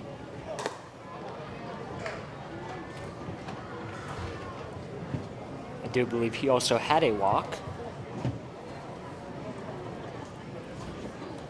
Barber now facing a 2-1 count from Francisco. And he lines that one over the third base locker room and out of play. Hard hit ball there, just a little bit late on it. Sponsored by Vote Hugh Henry of the 4th District Board of Supervisors on Tuesday, June 17th. Cisco shaking off some signs. And that ball is undercut and hit over near the second baseman. But Hestmeyer, again, able to reel that one in. And 2 quick outs here in the top of the Now 5th. batting, number 13, Urano Prado. Urado Prado, the batter, playing left field tonight. And with 2 quick outs, he hopes to get something going for the Cannons. First pitch ball high. Always a little discouraging when you're coming up to the plate with no one on, 2 outs. You got to essentially do it yourself.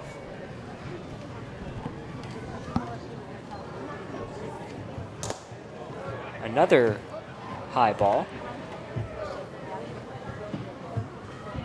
And Prado almost thought about swinging at that one.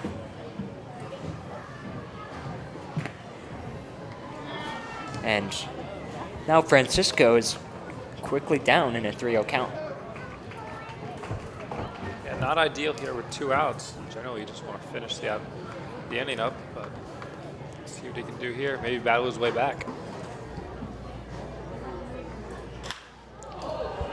That ball deep to left center field and caught in the netting. It appears as though Biddle's gonna grab it from the netting. That should be a double. In the Valley League, the netting, I believe is ruled a double in high school. The netting is a home run. That's right. It looked like a ground rule double. No, it didn't No? hit the ground, just straight into the net there.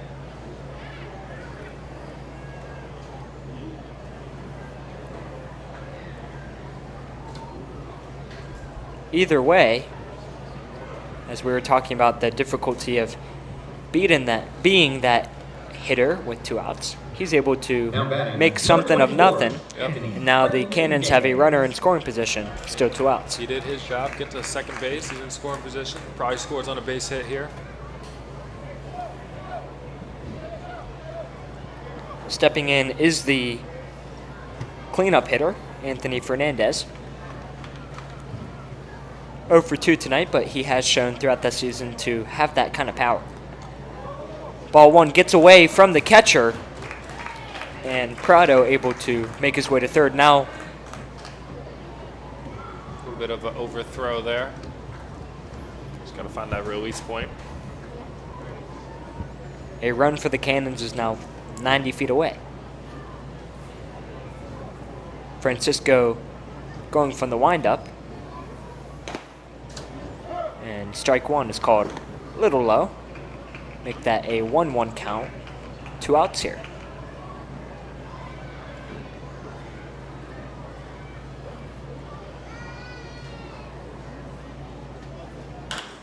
That 1-1 pitch is dribbled over towards the first baseman.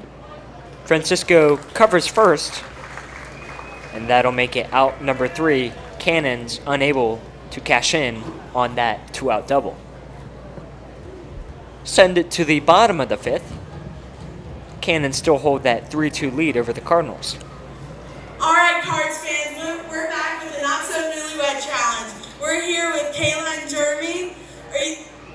How this is going to work, Kayla answered some questions before, and we're going to see if Jeremy can match her answers. All right, Jeremy. What is your favorite MLB team? He said the Braves, and that is correct. Number 2, who said I love you first? Correct. 2 for 2. All right, for all the marbles, the 3rd question. What song best describes you and your spouse? Correct. 3 out of 3. All right, Cards fans, let's give a round of applause. And great performance there in the newlywed game that the Cardinals put on every game. 3 for 3. That's impressive. And I'm sure if the husband was to get any wrong about the wife, I'm sure he'd He would've hear heard- it. he definitely. He would have heard it later. Yep. But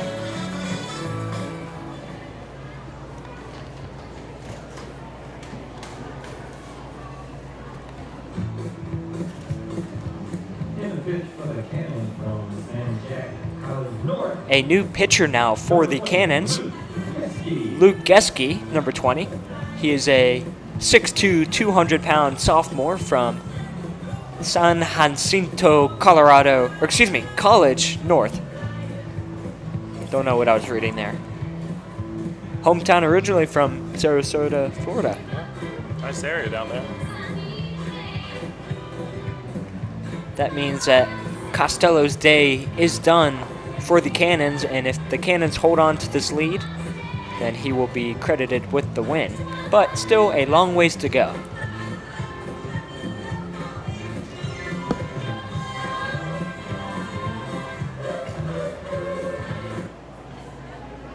As we mentioned, Costello had a 70 pitch count, and they take him out for a fresh arm. Leading off the inning again is the top of the lineup man, Caden Hessmeyer. And both times this game he has been able to get on base for the Cardinals and able to get some magic going. He takes ball 1. Ball 2 now. Not the start you want if you're Geske here. That first inning, Hessmeyer walked, and then the second inning, he was able to get a hit.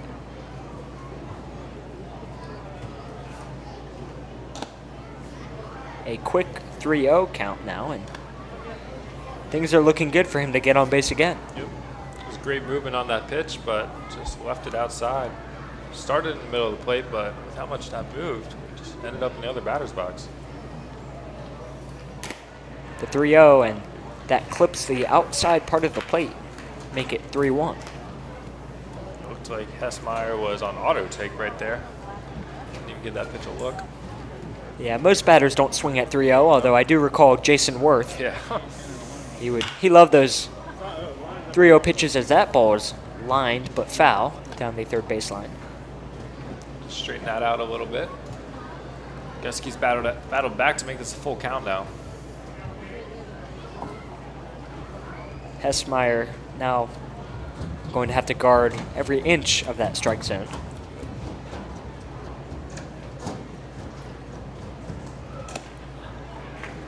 And for his third at bat, he makes a third straight walk to first. Now batting, number 7, Isaiah Frost. Isaiah Frost stepping in to the left-handed batter's box. Cardinals looking to get something going, down by 1.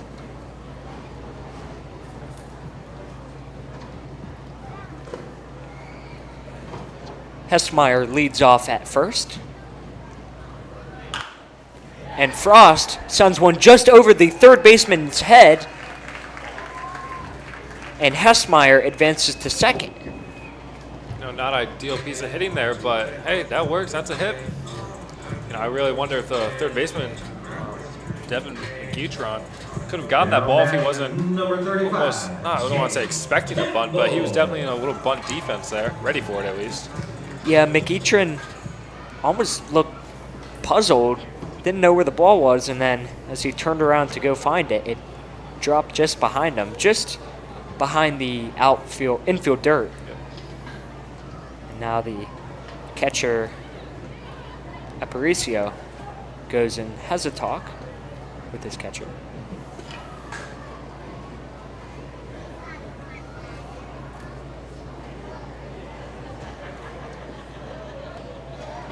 And umpire initially calling that a mound visit, then waves it off.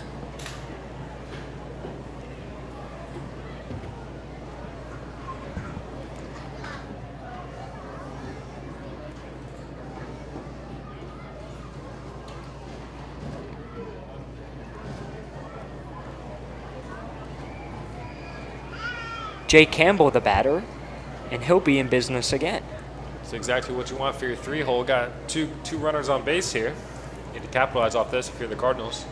And remember last time, he knocked that 0-2 count out towards the outfield as that ball gets behind the catcher and both runners advance.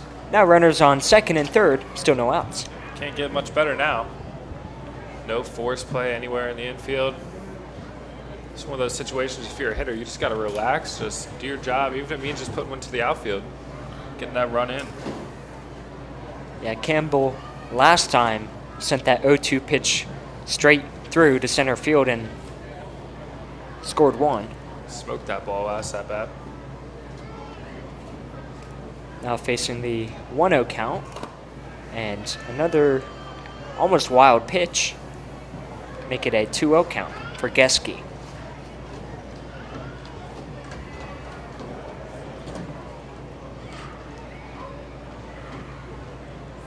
Cardinals in business here in the bottom of the 5th. 2 ducks on the pond. And Campbell watches a nice 2-0 fastball. Typically on 2-0 you want to be aggressive there, but I'm not quite sure. Looked like that was a pitch to hit.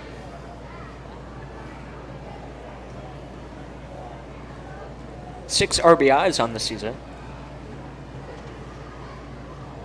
And that 2-1 count is grounded towards the second baseman. 1 run will score. Campbell at first, 4-3. That's as far as doing his job, you know. He put it on the ground to the other side of the field, gets that runner across, also advances the runner from second to third. It's a good at-bat from Campbell. Cardinals now tie it up. And stepping in is the 4-hole, Dylan Weinbrenner. And we've seen him already be able to be clutch this season. Last home game, he was able to start the rally for the Cardinals, even though they ended up falling to the Express. They still put up a fight, and it was partly due to Weinbrenner, as he watches in strike one. Cannons now brought their infield in. A little surprising here, but I guess it is getting later. Don't want that run. Cross for the Cardinals. And that ball fouled again back towards us. I think my foul ball count would be about 4 or 5 now. Yeah, we'd be getting up there, you know. 4 or 5 freezy pops. That's right. I think we would have a stockpile up here. I could use one of those right now. Weinbrenner down in the count 0-2, and that pitch swung on and missed, and he is not happy about that one. Yeah, you know, pitch is definitely low. Know what you want to do with 1 out and a runner on third base. Now that gives Purcellville advantage. They can put their infield back to normal depth.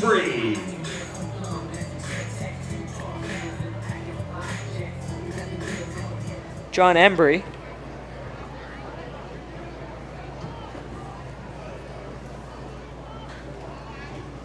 stepping in.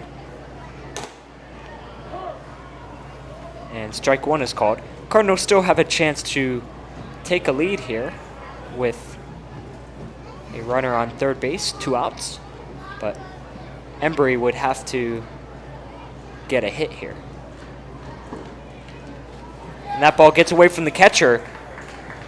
Oh, they're going to say it hit him? And yeah, I think they are. They're going to send Frost back to third base here.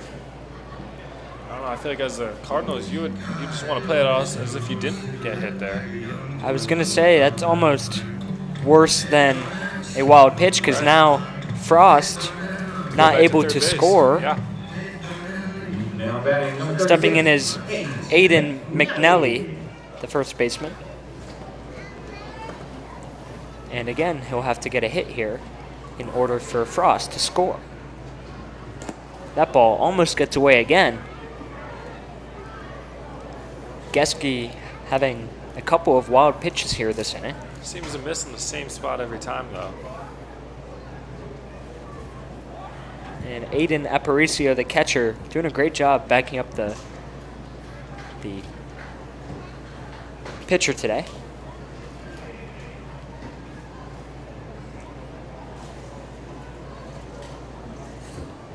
And now it looks like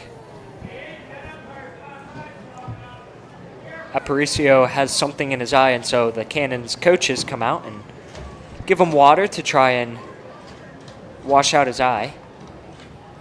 Cannons coach shakes the hand of the umpire. And it looks like Aparicio is good to go.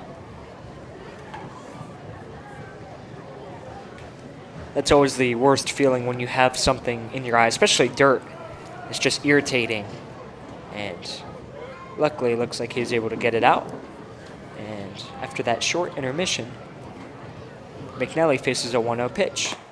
That ball called for strike one. Frost, the runner on third. Over on first, Embry.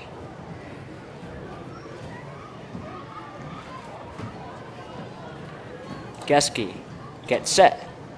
Pitches, runner goes. The throw is faked down to second. And Embry slides into second safely.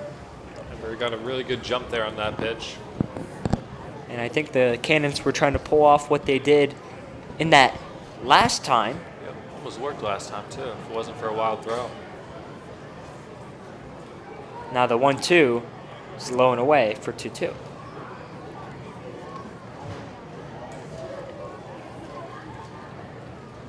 A single here scores 2 runners.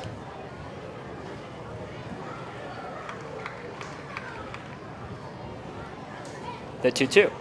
That ball drilled down the third baseline, and that'll score 1, that'll score 2. A 2-run single for Aiden McNelly, and the Cardinals take the lead 5-3. That's exactly what you asked for, you know? Put the ball in play and good things are going to happen. Sneaks under the glove of the third baseman there. And that's a 2-out single. Also collecting 2 RBIs on that hit. McNally able to drive that ball down the third base line, and tough play there again for McEachern. He's had tough plays all day long, just a lot of hot balls that get sent his way, and that's the job of the third baseman, is to handle those ground balls.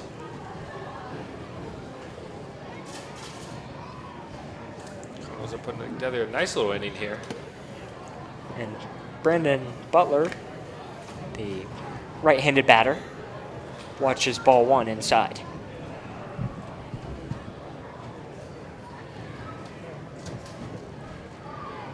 Cardinals have scored 3 this inning, and that ball again in the dirt and away, 2-0.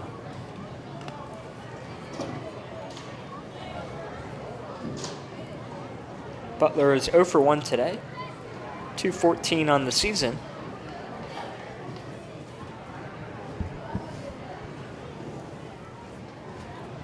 Good hitters count here. And that 2-0 ball now makes it 2-1.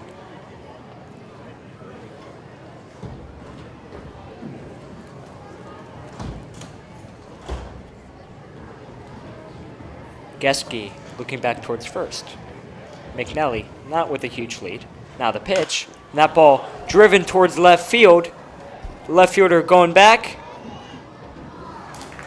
And the catch is made for out number 3. Cannons get out of that inning. But Cardinals score 3 and take the lead 5-3. We head to the top of the 6th. And at the end of 5 innings of play, it's now Front Royal 5, Purcellville 3. It's just what the Cardinals need to get them right back into this game, take control of the game now. Front Royal will lead the conference night game. And we'll do some more scoring updates from around the Valley League. The earlier game, the Waynesboro Generals bested the Tom Sox 11-9. Over in neighboring Strasburg, Winchester still holds that 1-0 lead in the top of the 6th. The Newmarket Rebels are beating the Woodstock River Bandits in the bottom of the 6th 1-0. In the bottom of the 5th, Covington is beating Culpeper 6-5. And then the top of the 4th, Harrisonburg is leading Stanton 5-0. Speaking of Stanton, your Cardinals going to be away tomorrow at the Stanton Braves. Game's a 7:30 start time at Gypsy Hill Park down in Stanton. A little bit of a drive for those of us in this area. And an even later start than tonight. And typically in those types of games, the players don't get back till 1, 2 in the morning.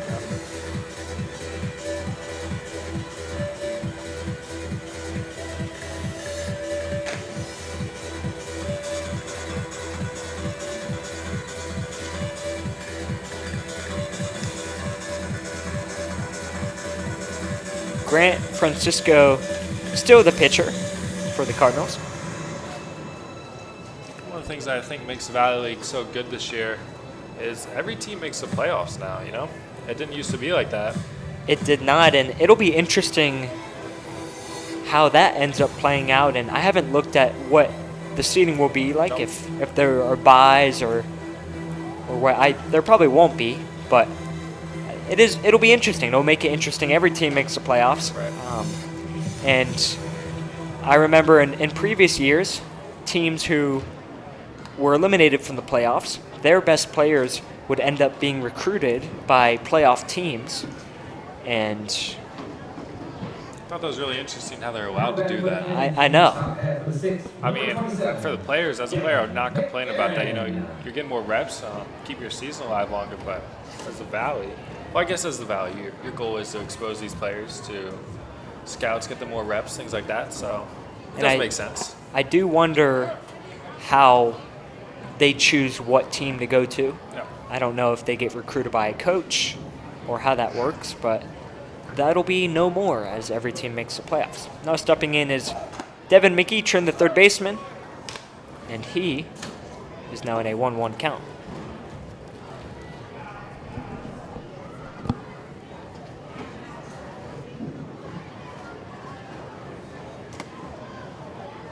excuse me, 0-2 count. The 1-2 count. The scoreboard messing with me a little bit. And the temperature has now dropped to a nice and cool 74 degrees. And it is actually, I think, warmer in the press box here than outside. But we do have our own nice AC unit, but it was getting a little chilly, so we turned it off. It's too cold and too hot. Just can't quite find that middle spot. And that ball is swung on and missed. Cardinals will throw that around the horn. McEachern swings and misses, and that'll be out number 1. Now batting the number 19, Quentin Pirelli. Quinton Pirelli, the first baseman, steps in. Cannons now playing catch-up. Down 5-3. And that first pitch is chopped over towards the shortstop. He snags it, and that ball is thrown high and away. And that one should be marked as an error. Yep, I believe that will be an error. He was definitely going to be out until that throw is over the first baseman's head. Not sure if Josh Quezada felt rushed, if he thought the runner was going to make it safe, but he just throws it way over the first baseman McNally, and Cannons have a base runner with 1 out. Stepping in now is Maxwell Molesa. The ruling was an E6 on that last play. First pitch from Francisco is a ball outside. One thing I think we're missing from the ballpark is a radar gun. We want to see the difference. That's right. Here. Francisco's definitely chucking a little harder than Leach was, but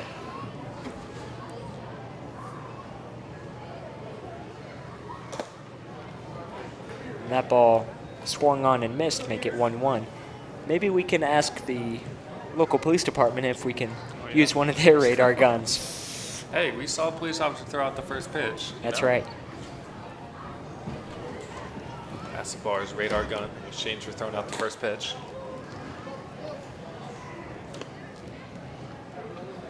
Ball 2 is low, and Embury, the catcher, popped up after that pitch, almost like he was ready to throw it down to second, but I don't think anyone was going. That ball sent way out. Fans can only just watch that one go behind them. And now I see a stampede of probably about 10, 15 kids running after that one.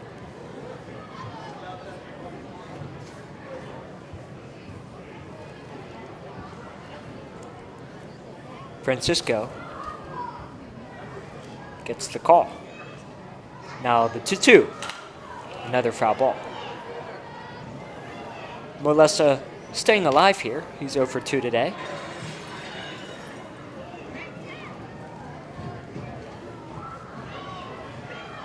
Two count here.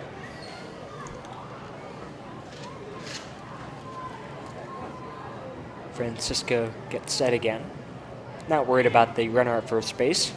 And he just spikes that one in the dirt, and easily the runner will advance to second. Pirelli, not with the big lead over there at first, but as soon as that ball was spiked into the dirt, he took off towards second. And now the Cannons have a runner in scoring position, 1 out. Full count here for Molesa.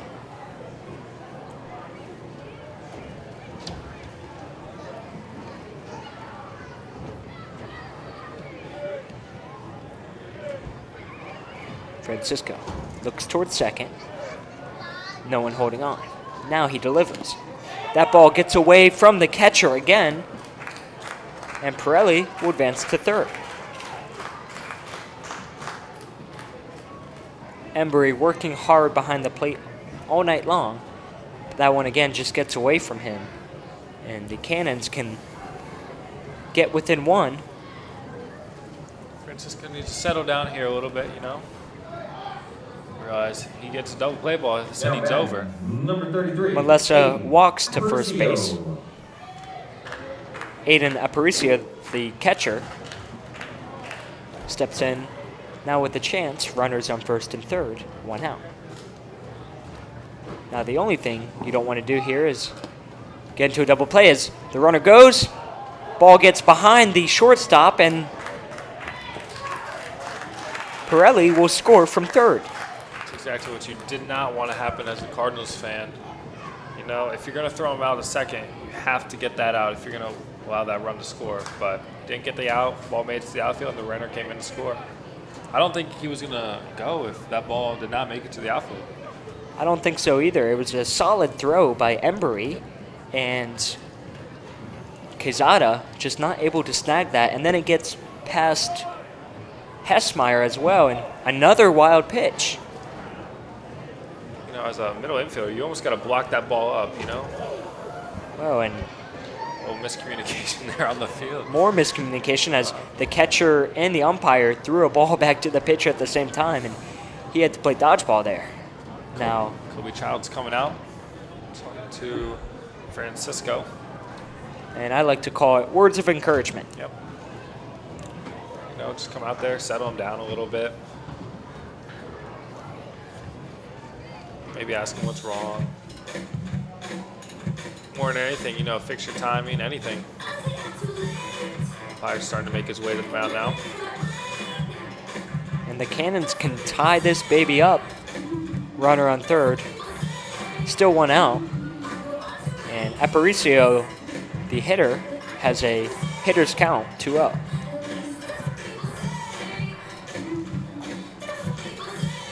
Still a healthy crowd here in Front Royal, Virginia.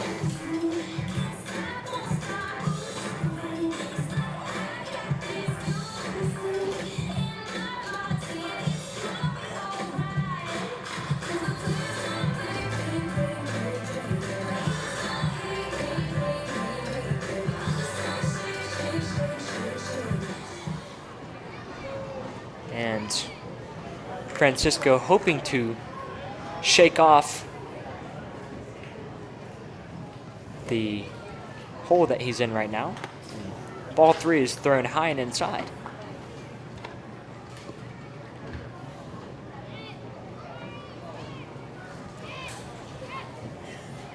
Sometimes as a pitcher, when your coach comes out in the middle of an at-bat, I think it's a little harder. Get back. Sometimes you just want the fresh start, you know? 3-1 now the count. Infield has now moved in for the Cardinals, as they hope to stop the tying run at third base. The 3-1 pitch. And ball 4, and that's a wild pitch. And the runner makes it towards the plate as the pitcher didn't immediately cover home, and the Cannons have now tied this game up. Now Francisco makes his way to the plate any quicker. I think they have him. I don't think Francisco thought that Pirelli was going to score.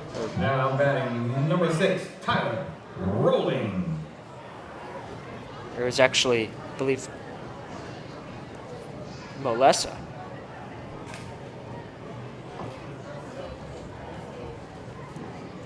And as a pitcher, your job is, no matter what, to cover the plate. Yep. Another pitch in the dirt for Francisco, and I can see some pitchers warming up in the Cardinals bullpen. Yeah, might need to turn to that soon. Francisco seems to be losing it here a little bit. And Tyler Rowling, the shortstop, batting for the Cannons. Break in action. Catcher might have gotten something in his eye.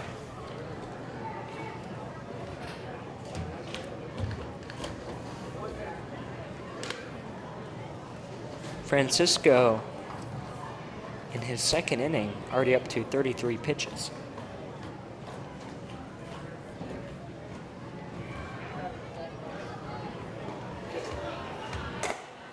And ball 2 is away.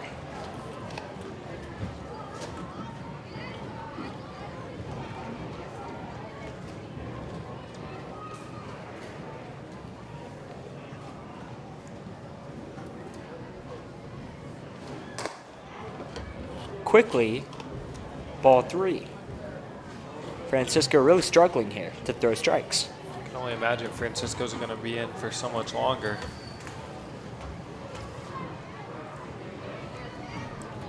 Paricio, the runner at first. And Francisco able to sink that one in. Now a 3-1 count. Francisco says he's not done yet. He wants to battle back.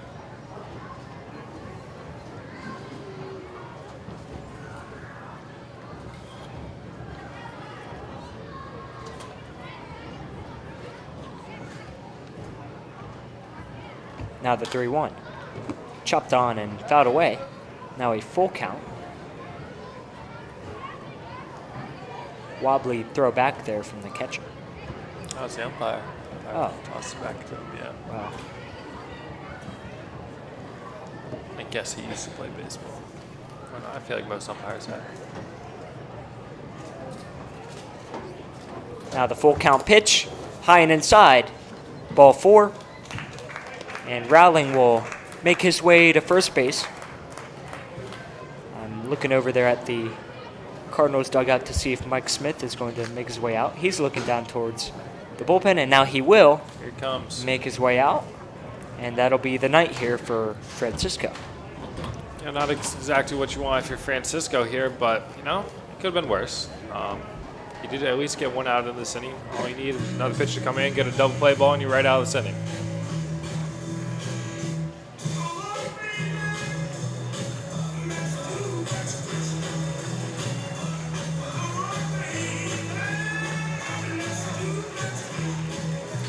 See who this will be now for the Cardinals.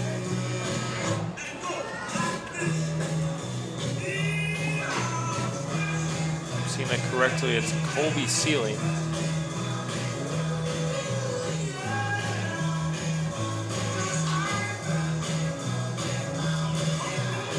Yep, it is Colby Sealing.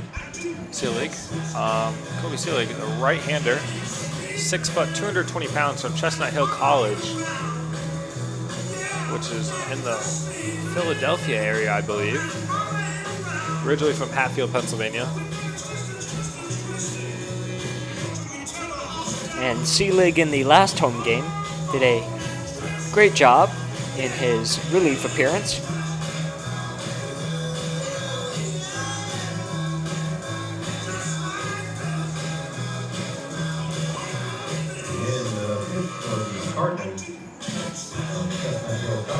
And right now it is anyone's ball game, Jake. You know, Cardinals and Cannons traded off a run in the first inning, and then Cannons scored 2.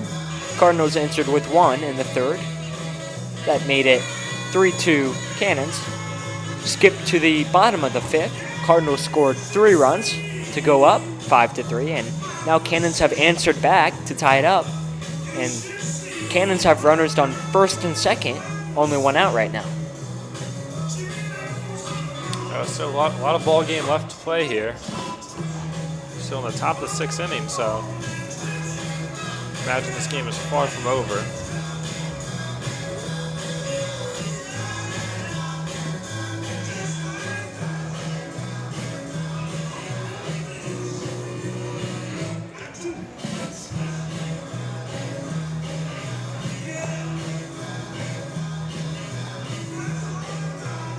Darker clouds far off in the horizon, but no rainstorms.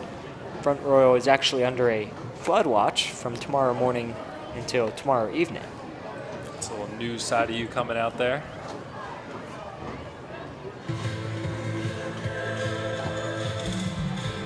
And it looks like Seelig is about finished warming up.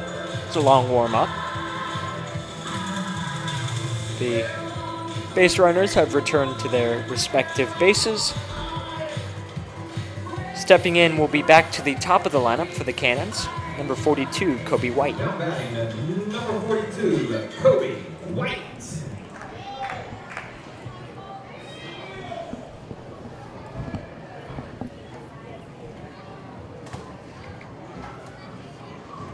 And Seelig, coming in for relief, will have to finish out this inning without giving up any runs, as strike 1 is called. It's a good start for C-League there.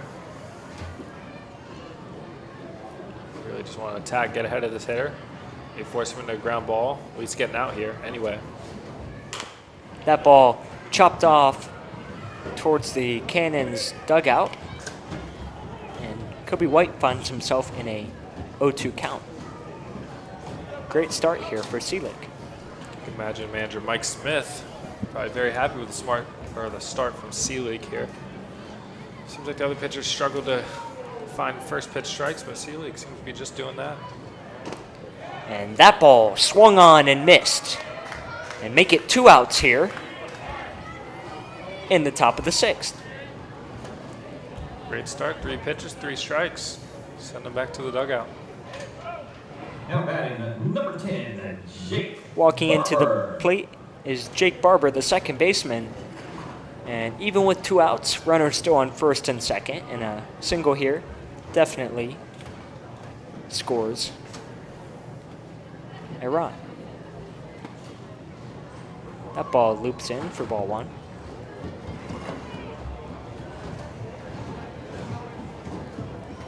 Not quite too sure what this is about. Umpire making sure.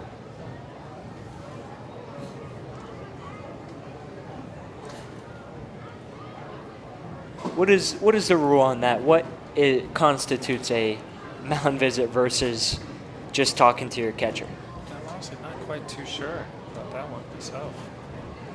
I don't know if I've ever seen an umpire jog with a catcher out to the pitcher. That was interesting.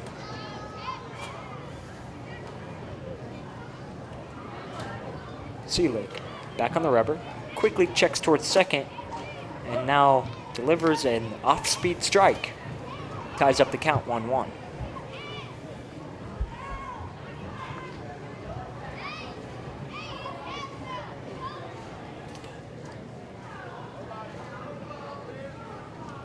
Aparicio, the runner on second. Rawling on first. That ball again gets away from the catcher, and Cannons will now have 2 runners in scoring position. A lot of wild pitches here tonight. Yeah, busy night here for Embry, the catcher, having to run back and get a lot of these passed balls.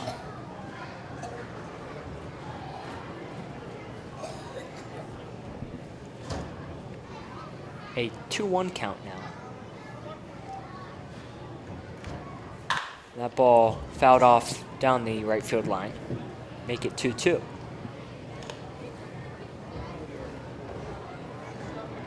C-League looking to set down Barber here.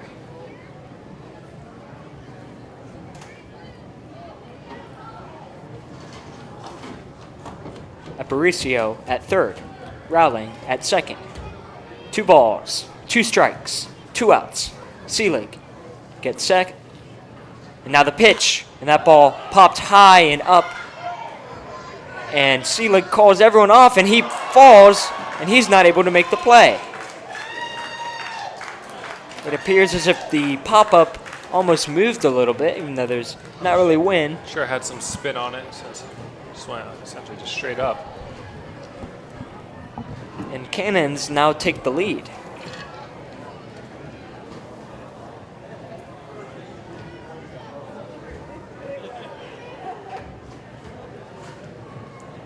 Now batting number 13, Urano Prano.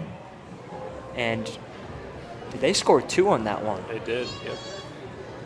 Scoreboard operator not quite getting that second run, but we do. And the Cannons in the top of the 6th have scored 4 runs now to take a 7-5 lead.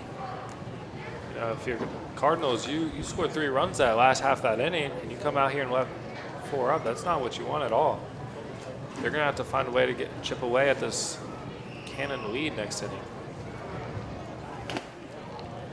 As that ball settles in for strike 2, and now C-League ahead in the count 0-2.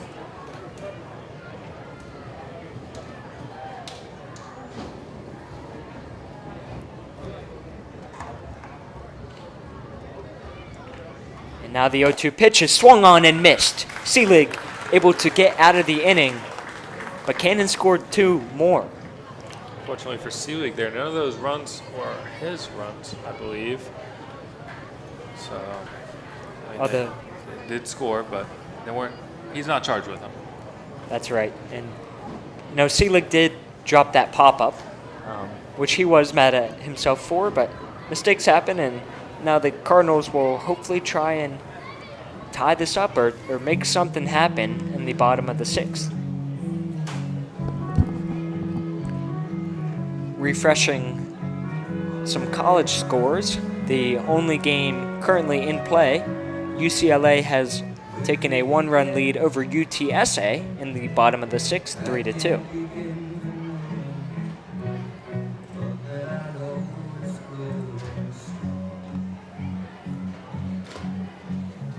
In the MLB, the current games right now, Red Sox are leading the Yankees 8-5, and the Padres are leading the Brewers 1-0 in the top of the 5th. Some games tonight, the Mets and Rockies play. Rockies off to a almost record season with how bad they've been. Not in a good way. Not in a good way. You want to have. I feel like I think they just won that series down in Miami, but other than that, it's been a little rough this year for them. They did, and at this point, you almost, I'm pretty sure they'll get a pretty good draft pick. Well, actually, I saw the Rockies can't draft in the top 10 due to I forget what rule it was. There's a rule next year. They cannot draft in the top 10, so after not performing too well and you still can't draft in the top 10, I'm not too sure about that rule, I mean, think about like the NFL or something like that. You do bad, you essentially guaranteed a top pick. Right. Not in the MLB. And the Orioles and Athletics, again, don't play until 10 p.m. tonight. Now pitching for the Cannons.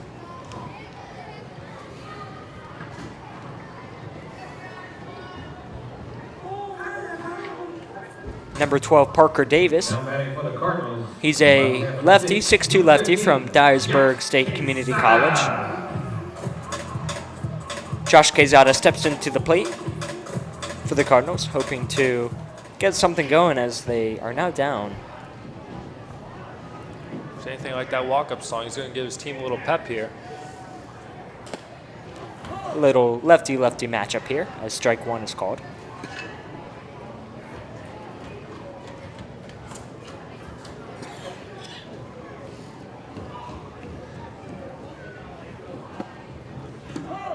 Strike two, quickly called. Quezada falls into an 0-2 hole.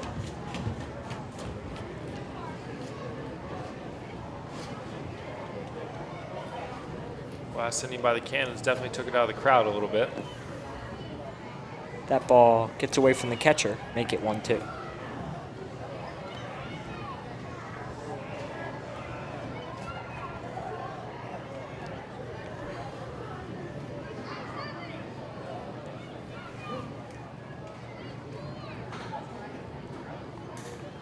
Davis goes wind up, delivers, called strike three. Quezada not too happy with that call. Again, with 2 strikes. Maybe give that pitch a chance as a hitter.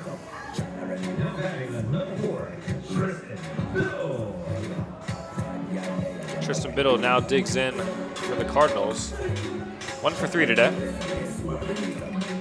And if Biddle can get something going here, then they will send it back to the top of the lineup with Caden Hessmeyer, who has been on base all 3 times today, as Biddle bunts one, but luckily drops down the third baseline. Or excuse me, Biddle is 0 for 2 today, not 1 for 3.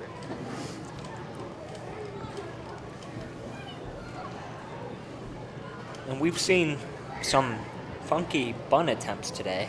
I mean, Biddle, not obviously hitting the best so far this year. So sometimes getting that bunt down for a base hit can be a momentum swing as a hitter. Just want to get on base anyhow, get a hit in the scorebook. As Biddle tips that one off and make it 0-2.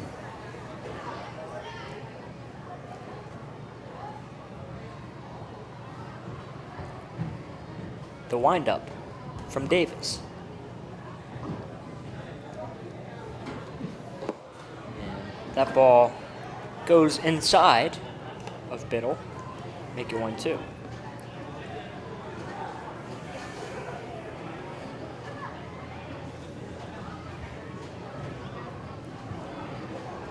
Now facing a 1-2 count. Biddle waving his bat. And a looper. You can say that's a curveball. Make it 2-2, high. Now, Jake, you're a pitcher, right? Occasionally. And what is in your pitching arsenal? Oh, you know, mainly fastball, slider, occasionally a changeup. That's about it, though. Any knuckleballs? Yeah, I was about to mention I wish I could throw one, but I don't know as a hitter if I can hit a knuckleball, you know? It's just unexpected, very, very rare, especially in high school. That's right, and at least in wiffle ball for me, I love throwing knuckleballs, but Yeah. A little different when you got a real baseball in your hand, you know? yeah. Biddle still battling 2 straight foul balls.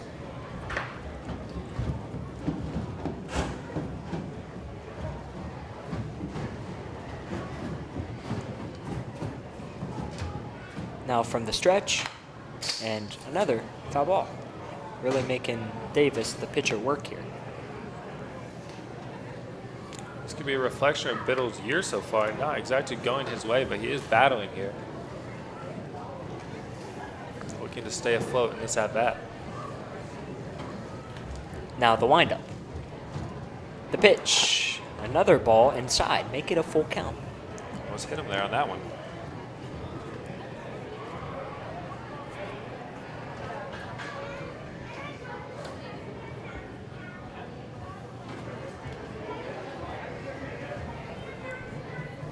Now the full count pitch. And called ball 4. Biddle trots his way down to first, and that'll send it back to the top of the lineup for the Cardinals with Caden Hessmeyer. And he, as I've mentioned before, has reached first base on all 3 of his at-bats today. You know, for Biddle, that could be a confidence booster. Just getting on base anyway. I mean, it might not have been a hit there, but now he knows what it's like to be on first base. That's right, especially in a slump. And Hessmeyer, exactly the kind of leadoff guy you want. Yep, especially the runner on first base with Biddle's speed. And that first pitch strike is swung on and missed. Love the first pitch swinging there, especially on a fastball. You know, the higher level you get, the more off-speed guys are going to throw first pitch, especially near the top of the lineup. Davis stares down Biddle at first and now throws towards home, and that's a high pop-up. Third baseman running in, and McEachron makes that catch. Make that out number 2. Isaiah Frost, the batter now. He's having a great day as well. And even with 2 outs, Cardinals can still make some magic happen here with Biddle at first base. Although he's not taking much of a lead as that ball Seemed to just float there. off the end of the bat there, and the shortstop Tyler Rowling able to make that easy play, and that sets down the Cardinals. No runs in the bottom of the 6th. We head to the top of the 7th. Cannons lead the Cardinals 7-5. And as the Cardinals do every top of the 7th inning, as I like to call my pre-7th inning stretch, they play YMCA, and people are definitely up and moving around and dancing.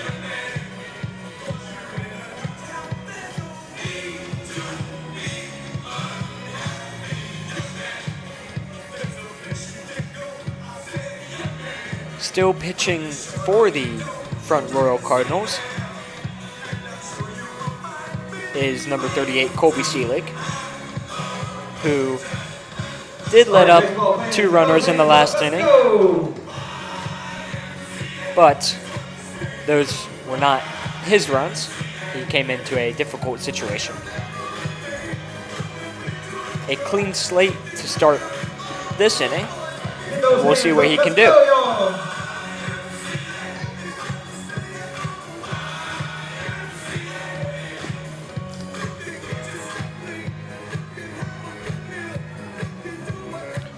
And some scores from around the valley. As we mentioned earlier, Waynesboro Generals topped the Charlottesville Tom Sachs 11-9. Winchester Royals still leading 1-0 against the Strasburg Express on the top of the 7th. Let's see, Covington is on top of Culpeper in the top of the 8th. Covington's up 8-5. At the top of the 8th, down in Woodstock, the River Bandits lead the Rebels 3-1. And lastly, the Harrisonburg Turks are getting the better of the Sand Braves tonight as they're up 7-1 on the top of the 5th.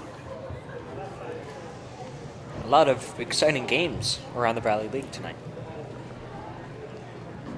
Now batting for the Cannons in the top half of the 7th, number 24, Anthony Fernandez. Number 24, the DH tonight, Anthony Fernandez,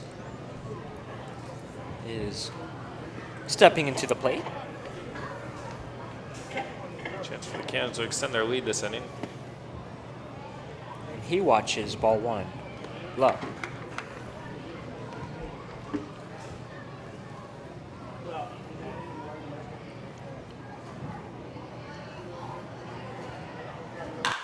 That 1-0 pitch is lined out to the right foul line fence. And if that was fair, that would have been a double for sure. That was smoked out there. Maybe even 3 since it's down the right field line. Right fielder kind of playing towards right center. Yeah, a lot of room out there towards that right field line. And Fernandez 0 for 3 tonight, now down 1-2 in the count. He's had a solid season. Just not able to piece anything together here tonight. Now the 1-2. And he loops that one out towards the left center gap, and that'll fall for a single. He looks to run towards second, then runs back, realizing it was too shallow to advance to second. You saw that ball was thrown in from the outfield straight to first base. You don't see that very often. Maybe No. looking to catch him off guard there a little bit. And I do think they saw Fernandez start making his way towards second and then change his mind. Yep. The third baseman, Devin McEachran, steps in. Cannons looking to add more. Fernandez, the runner at first. And that off-speed pitch floats in. Strike 1.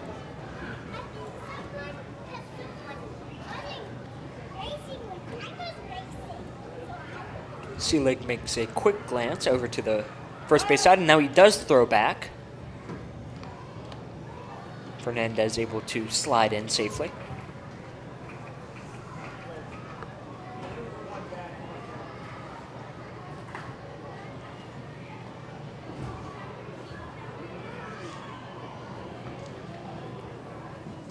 He nods, he pitches, and that ball is inside.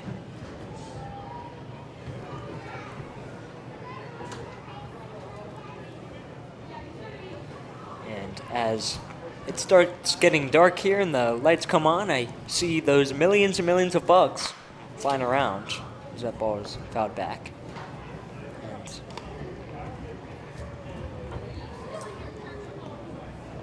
it's just crazy to see all those bugs in the sky. Put some bug spray up by those lights, you know.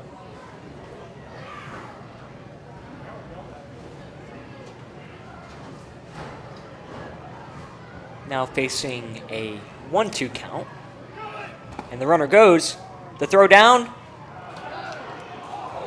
And the umpire calls him safe. That looked like a bang-bang play. Yeah, sure did. Throw did hop a little bit. Took some velocity off of that. It's right there. Close play. Nice snag there by Hessmeyer and quick tag. And hard to tell from here. It did look very close. Thought the throw beat him a little bit. Not quite sure if his hand slipped in there. Yeah, I wonder if that right hand snuck around the bag there.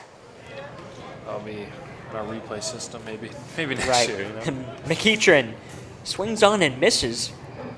And that'll be the first out of the inning.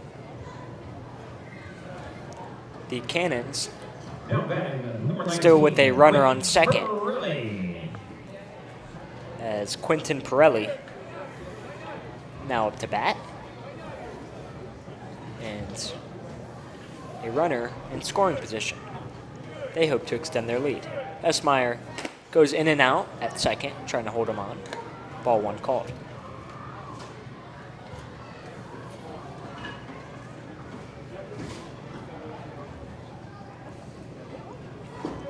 Seelig gets the sign from the catcher. Quick glance to second. And that ball swung on and foul tipped into the glove of Embury.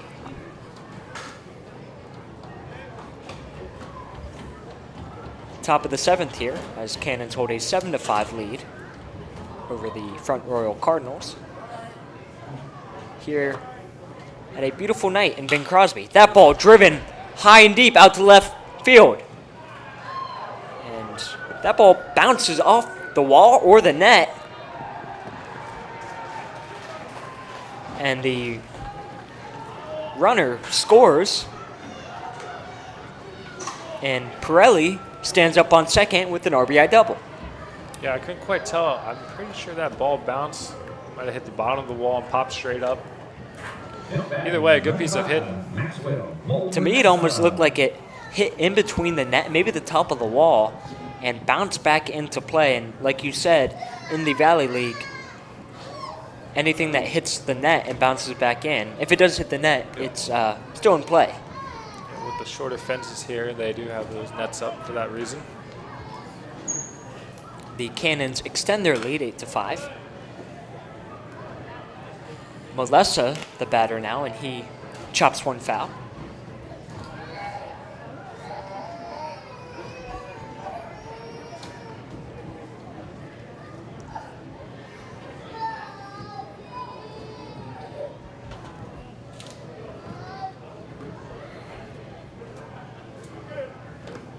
Shortstop holding on at second.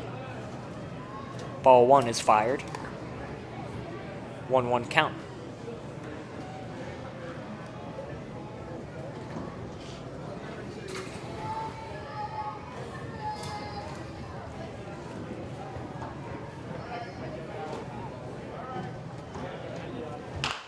That ball, a slow roller to the shortstop, and Quezada is not able to make the barehanded play. Molessa reaches first. The runner, Pirelli, advances to third base.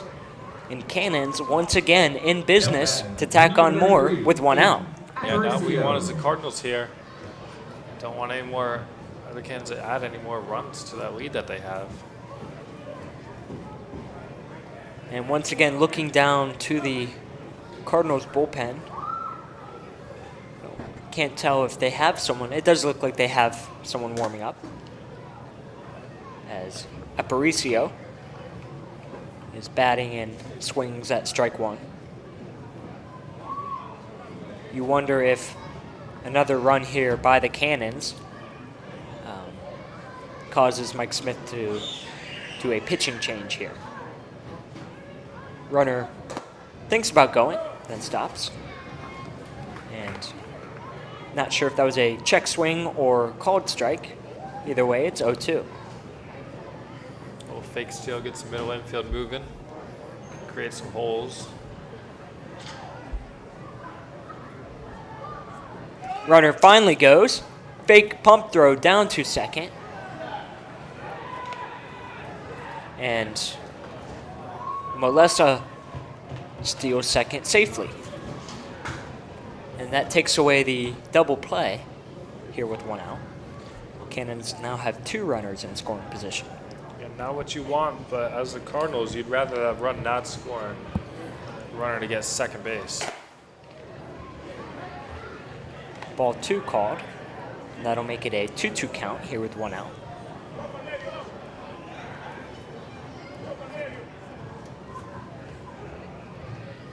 Cardinals seem to be bringing the infield in here.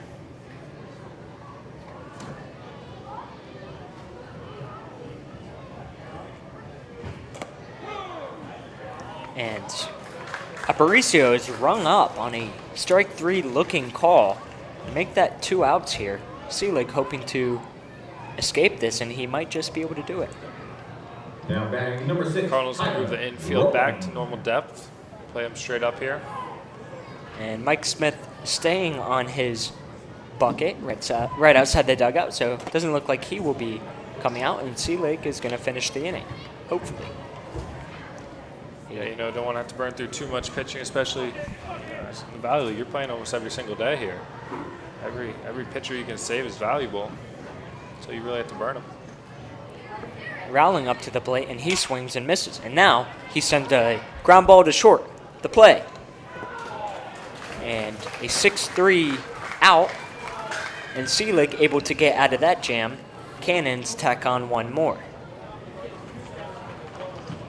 And now for my favorite part of the ballgame, 7th inning stretch. Ladies and gentlemen, if you are wherever you're watching this broadcast, now's a great time to stand up, stretch your legs, and sing along to Take Me Out to the Ballgame.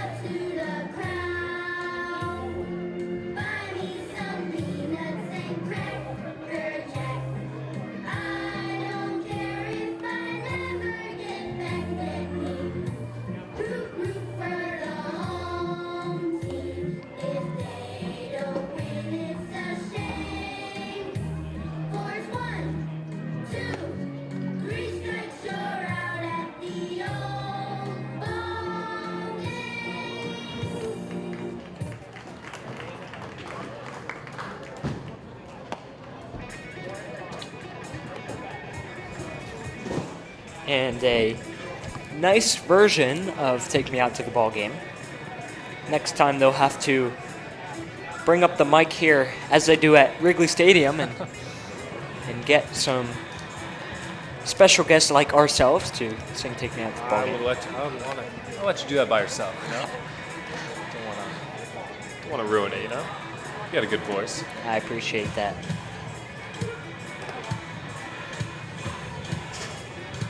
Crowd thinning out a little bit. I mean, you know, it is Little League night. A lot of little kids here, and they do have bedtimes, even in the summertime. It's getting late. I think baseball should be an exception, though, you know? I agree. Always sleep in. All the lights here at the park have turned off except for this game. And Jake Campbell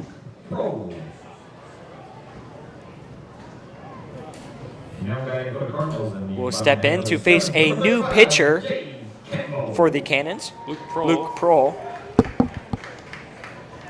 From Marshall University. And Campbell watches strike 1 go by. Prohl is 6'3", 215 pounds. Originally from Chantilly, Virginia.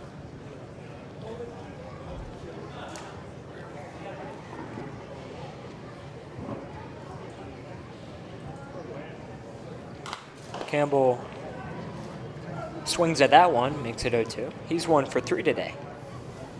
Had that nice liner up the middle, scoring 1.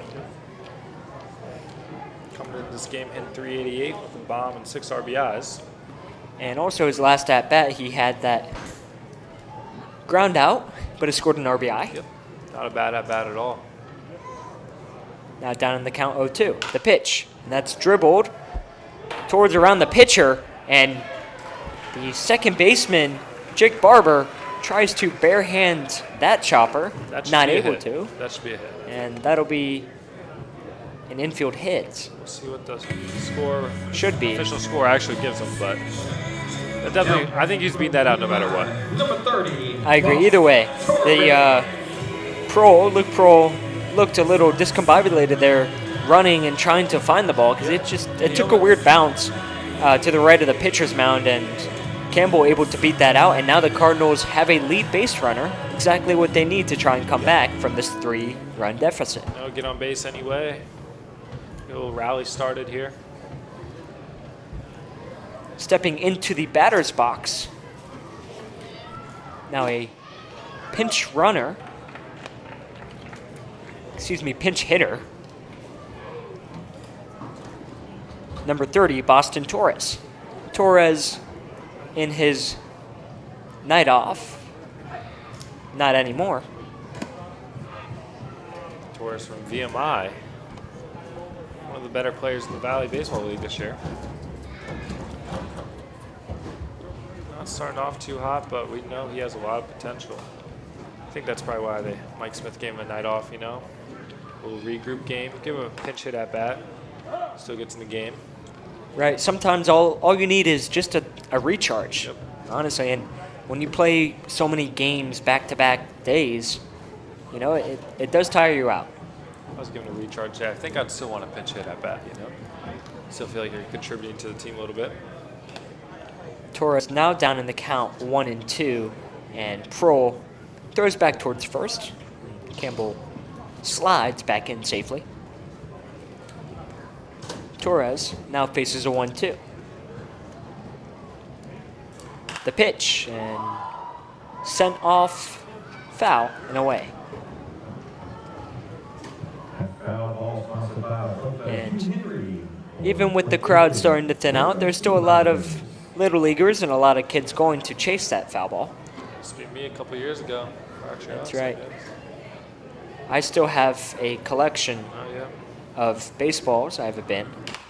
Another foul ball. Of course, from the free foul ball nights. That's right. I would never take one home, even when we were supposed to turn it in for a Freezy Pop. Although, and sometimes I would actually bring foul balls to the game so that I could get a Freezy Pop. For Freezy Pop. You know. Hey, it's still saving the team money. So. That's right. Yeah, I didn't realize how expensive those balls were. They like upwards of $5 now. Right, and that ball just foul. Yeah, slices down the first base line. The first baseman Pirelli dives. Umpire also dives out of the way. Didn't want to get hit by that laser. You saw how hard that ball was hitting. That ball did not make it to the fence. It really just shows how thick this grass is tonight.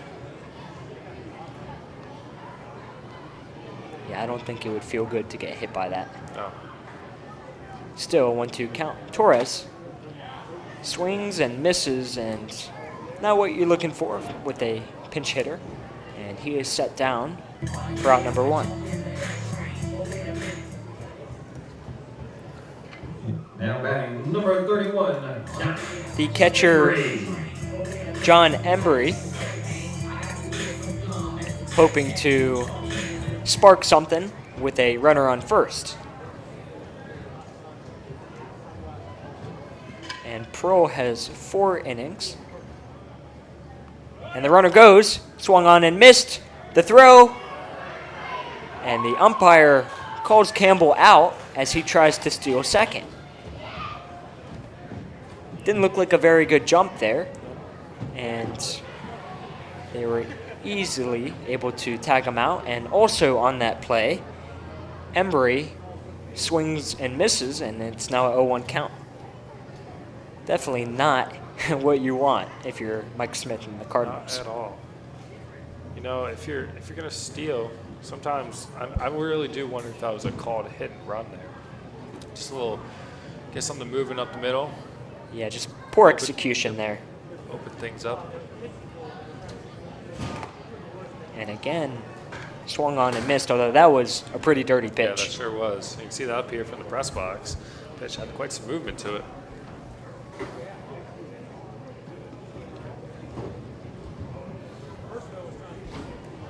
Now facing an 0-2 count. Prohl steps, delivers, and that ball way short of the plate and bounces into the catcher's glove.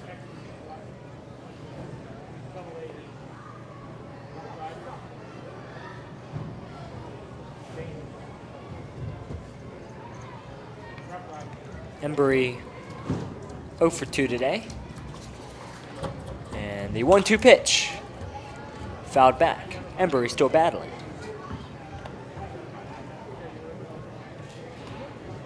And now you see the Cannons coach jogging out there to snag that foul ball. Love to see the coaches get involved.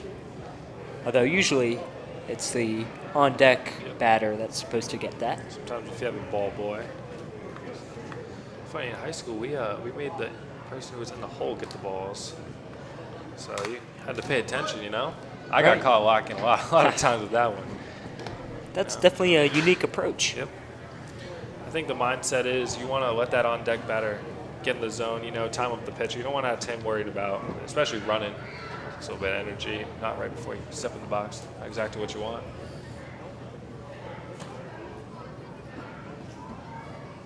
Now the 1-2. And that ball jams him up, and that rolls down the third baseline. The throw. And he's safe. Great hustle there. Embry beats out the throw after getting jammed up on that pitch. It rolls down the third baseline, and again, McEachern has to try and make a tough play. Yeah, McEachern, quite the job for him today. Seems like the Cardinals have it out for him over there at third base. Number 36. And those little slow rollers, and then peppering some hot ones past him too. Aiden McNally, the first baseman, steps in here with 2 outs. Cardinals still trying to start something as they're down 8-5 here in the bottom of the 7th. That first pitch loops in high, ball 1. You know, just better late than never.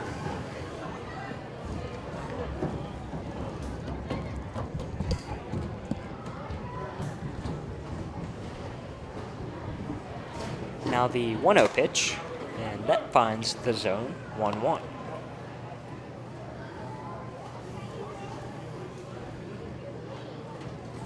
Embry, the base runner on first base, and I don't know if he's going to steal here, especially after that poorly executed hit and run, and now he does make his way down to second as that ball gets away from Aparicio.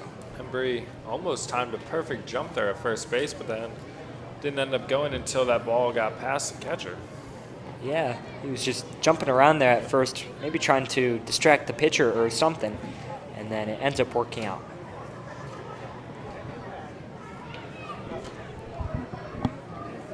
Now the 2-1, and that finds the zone for strike 2.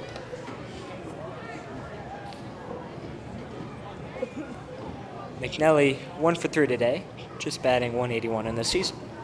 2 balls, 2 strikes, 2 outs. Prohl gets set, and now the pitch.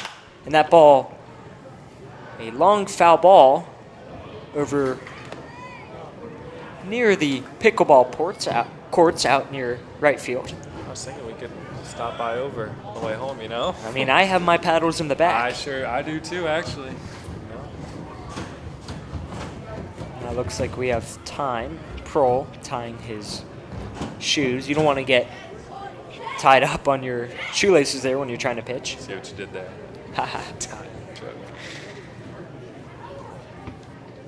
Cardinals really need this run here at second base.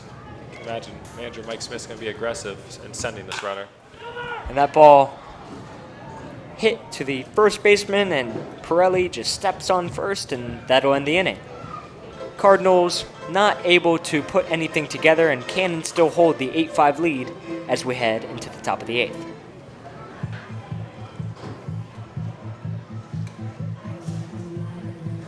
And at the end of 7 innings, the play is now Purcellville 8, Royal 5. Ladies and gentlemen, get out your 50-50 tickets. Now they are calling 50-50 tickets here, and I've won that maybe once or twice. Have you? I think at a Winchester Royals game a long time ago. I played too many times though. You know? I know one of my buddies who every time he goes to a game he buys 50-50.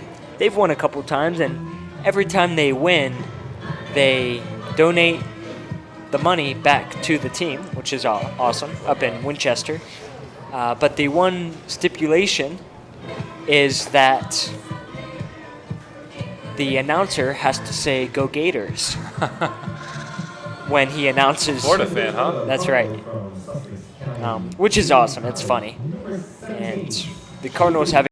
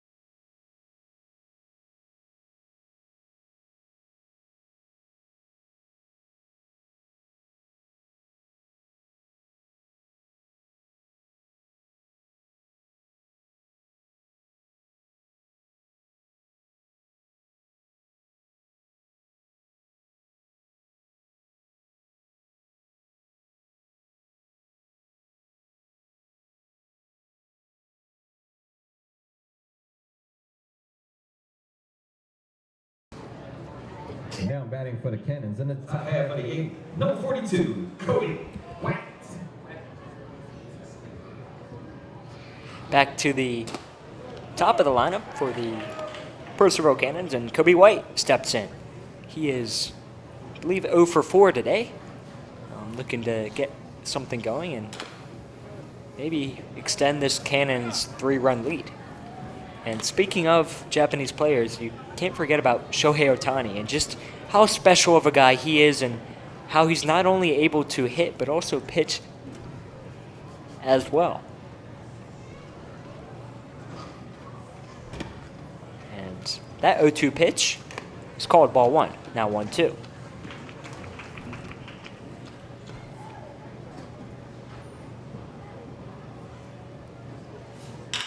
And now, with the shift, the second baseman is not able to get to that ground ball. Hessmeyer was playing way over towards the first base bag, and that left a big hole up the middle.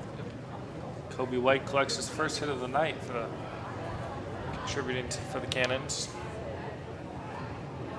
Now batting at number 10, Jake Barber. That sends it down to Jake Barber, the second baseman, who's 1 for 5 today. And with a runner on first base, who knows, maybe the Cannons will try and tack on one more. The runner goes, the throw down, and the umpire calls it safe. Looked like another bang-bang play. Really close. Almost a perfect throw from Embry as the shortstop, Quezada, had his glove right there, and that throw from Embry just fell right into the glove of Quezada. Yeah, just good little one hop there. Kobe White just beat the throw.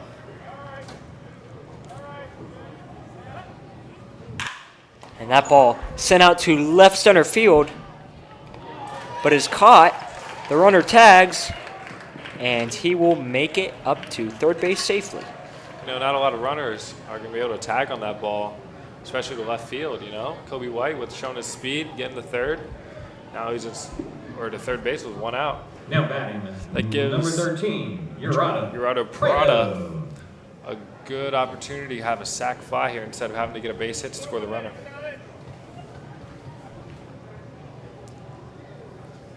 Infield now in again for the Cardinals. And the first pitch from Hasegawa is called ball 1.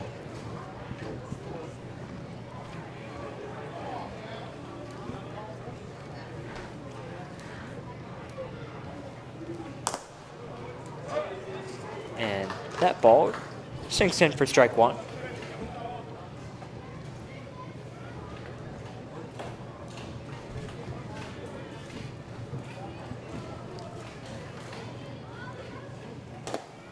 And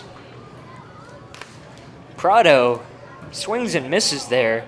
He was very aggressive on that one, high and inside, and now that makes it 1-2. Yeah, he really swung out of his shoes there. Cardinals with the infield in, looking to minimize the damage here. Prado just got his bat on that one as he fouls it off.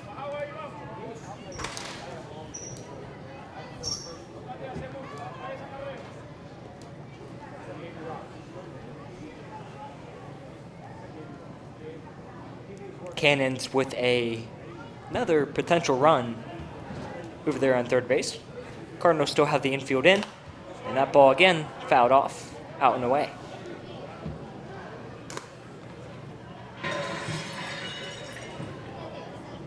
All foul balls are sponsored by Coach T. Henry, Airport District, First Supervisors.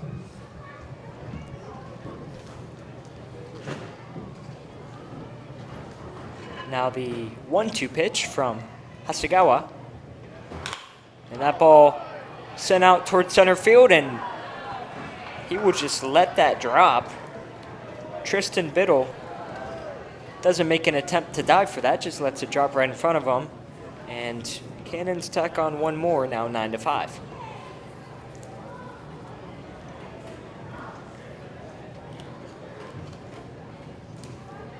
Now batting, number 24. Stepping into the plate is designated hitter Anthony Fernandez. And not to mention Prado having a stellar game, 4 for 5 today. And the runner goes, another throw down, and this time he is nailed. No, for sure got him that time. Great throw there by Embry.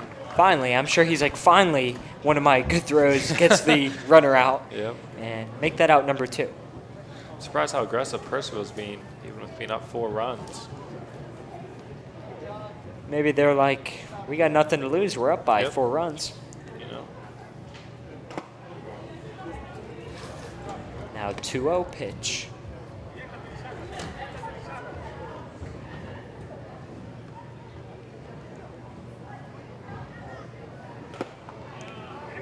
Fernandez swings out of his shoes there. I don't mind down 2-0 though, you know? May as well. Test your luck.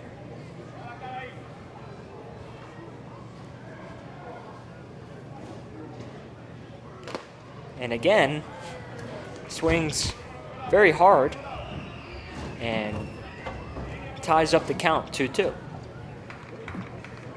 Fernandez will have to cut down the swing there, and he sends a ground ball to the shortstop. Quezada fires it over to first. McNally makes the catch.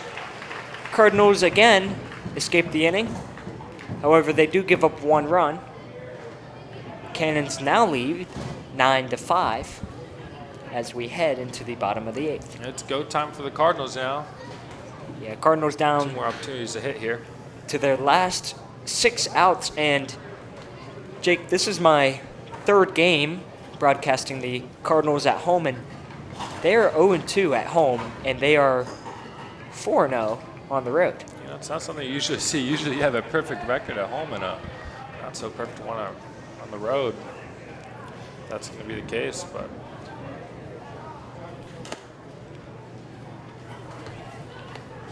We'll hopefully join us back here at the Peyton for our next home game, which is Monday. Back with some more scores around the Valley League.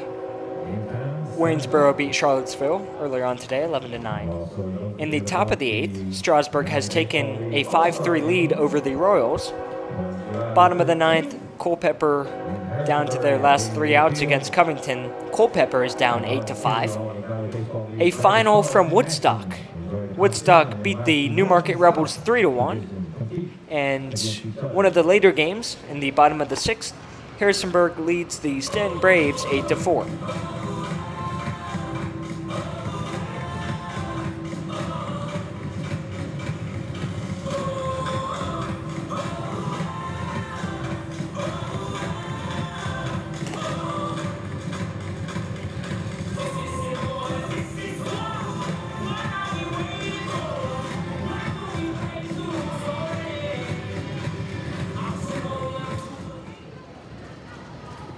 Same pitcher in for the Cannons, number 61, Luke Pearl. And he pitched well in the last inning, and he hopes to continue that success. While on the other side, the Cardinals leadoff hitter, Brandon Butler, is hoping to get something going. Ball 1 is taken in. And with a 4-run deficit and only 6 outs left to get something going, it's really go time here. yep, sure is no better time than now. Strike 1 is taken in.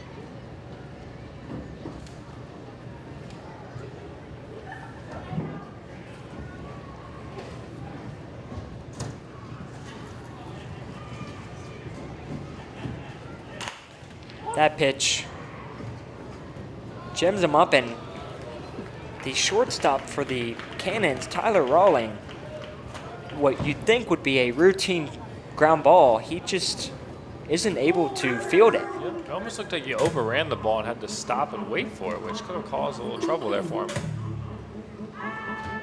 Butler makes it safe to first, and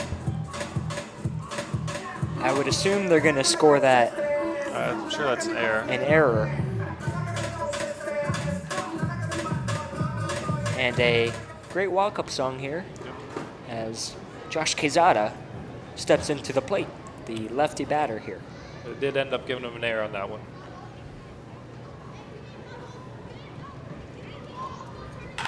That ball sent out to center field. Cannons fielders scream no tag from Butler at first. And fly out to center field makes it 1 out. Kobe White was playing a little in there, had to go back for that ball. Tracked it well into his glove. That ball carried a little bit. Yeah, it did. Tristan Biddle, the center fielder, now up to bat. And what you don't want here is a double play. No, can't have that now. Ball 1 is a curveball that falls in high.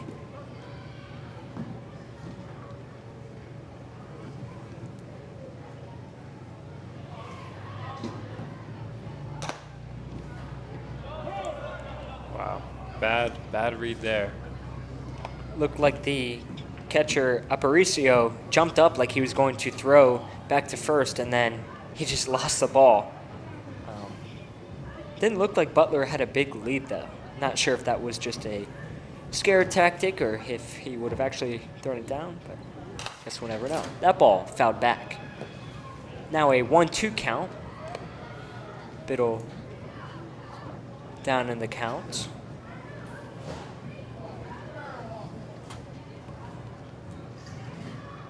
Cardinals are still down 9-5 here in the bottom of the 8th. 1 out. Prohl fires and I think Biddle's saying that hit him. Yeah, Umpire's no. going to give it to him. Just by looking at the reaction of Biddle, he almost jumped out of the way and grabbed his hand like it did skim him. And luckily it was only a skim and not a full plunk, because that would have really hurt, especially your fingers. Yeah, you know, when those fingers are around the bat, you get hit, jams them right in there. That's how a lot of players end up with broken fingers. Not a fun thing to have. First baseman was calling for the catcher to check the umpire, but I don't think they ever did.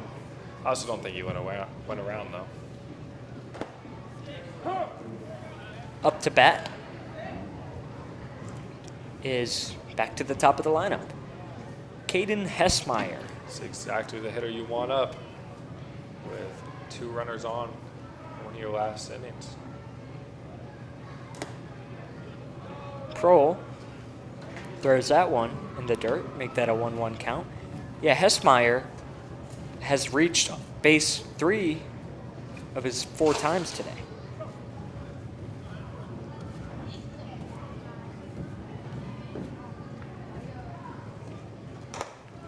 And that ball loops high and inside. Now a 2-1 count. Still 1 out here at Bing Crosby Stadium. And Brandon Butler, the runner at second. Tristan Biddle, the runner at first. Up to the plate, Caden Hessmeyer, and he lines one foul and out of play. All foul balls are sponsored by both Hugh Henry for the 4th District Board of Supervisors.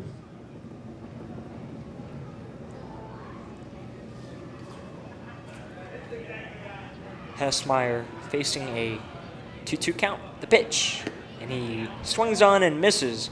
Gets him there on the off-speed pitch, and he'll walk back to the dugout, and out number 2. Now batting number 7, Isaiah Frost.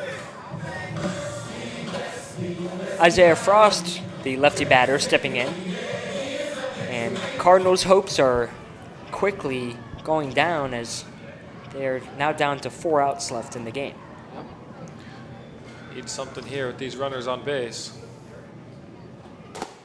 And first pitch, aggressive swing and miss, but no contact made.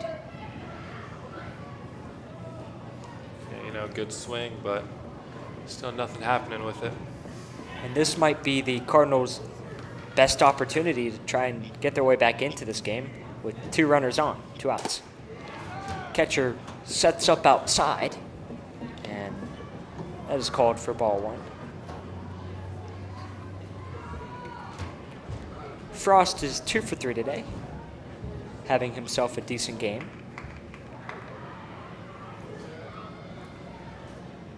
Pro looks to second and now throws, and that ball sliced to center field, and that'll score 1. The center fielder slides. That ball getting away again in the infield. And the Cardinals tack on 1 and cut the deficit to 3 runs. Yep. Exactly what the Cardinals need there. At least 1. Now with 2 runners in scoring position for 3-hole up. It's a really big at bat, probably the biggest of the game so far. Purcellville coach is gonna take a mound visit a second, calm his pitcher down. Butler scores on that RBI double, and Tristan Biddle advances to third base.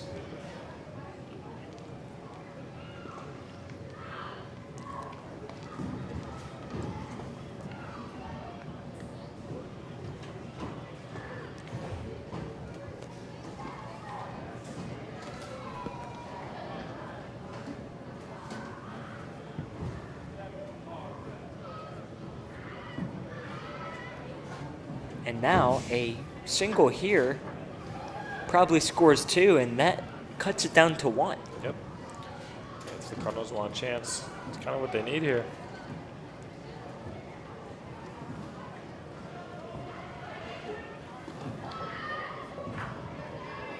Both teams with 9 hits and 3 errors so far in the game. Connons just happened to have 9 runs, and the Cardinals with 6. I wish the scoreboard put the hits and errors up so I could see it just on our screen here. The first pitch to Jay Campbell is low.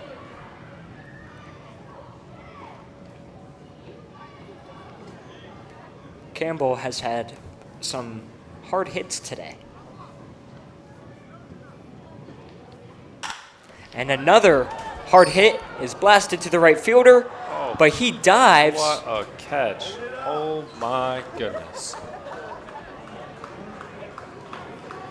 What an incredible catch by the right fielder.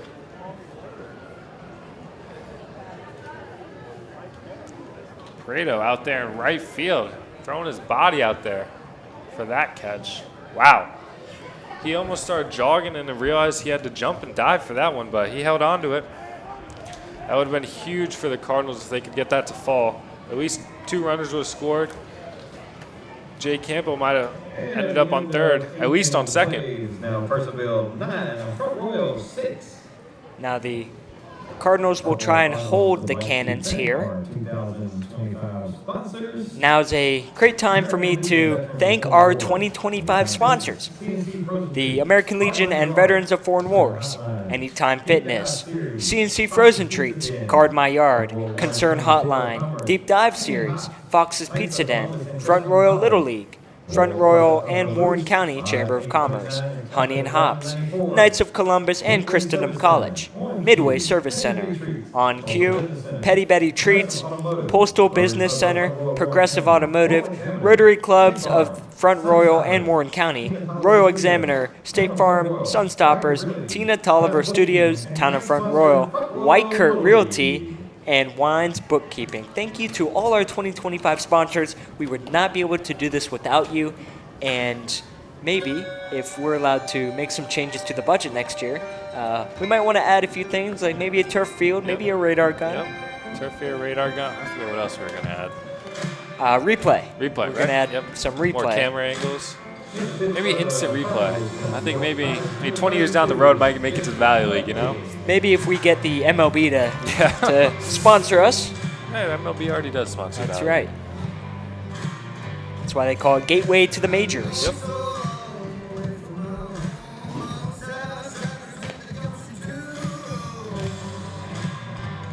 But man, that does sting if you are a Cardinals fan. They were really starting to put something together there, and if that had fallen through, it'd be a one-run game right now. Yeah, just unfortunate, you know? I mean, got to give it to Prado out in right field, making an incredible catch over the shoulder. Usually when those outfielders make diving catches, it's more of coming in, but essentially falling back and catching that ball is really impressive. A new pitcher in for the Cardinals, number 32, Jake Ludwig from York College. York College up there in Pennsylvania.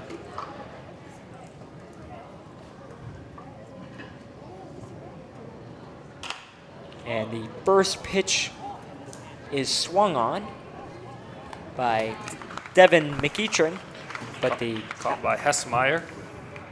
out number one. Quick out number one.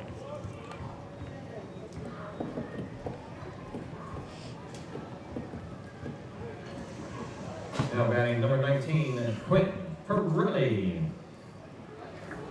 The Royals really want a chance in this game. They have to get through these next 2 outs to start giving up any more runs. Is that a bat that just flew by? It looked like it it was a bird. Oh, okay. It's like, man, I guess it is getting that late now. Right. Yeah, just we're lucky that it didn't fly into here with our window Yeah. open. The air feels great, but Right. what a risk. That strike makes it 1-1. It looked a little high and inside, but called strike. Ball 2 now, low and away. 1 out. 9-6 our score here.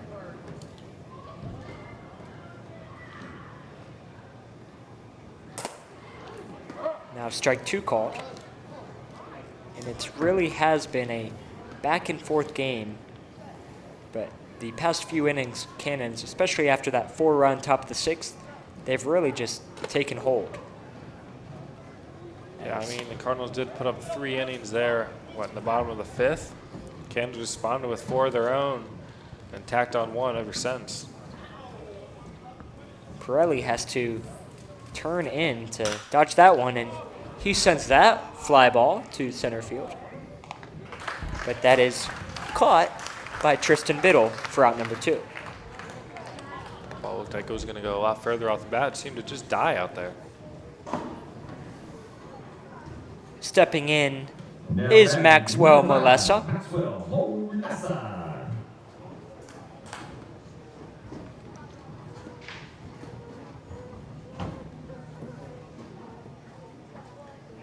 Ludwig from the windup, and he pitches ball 1 in the dirt.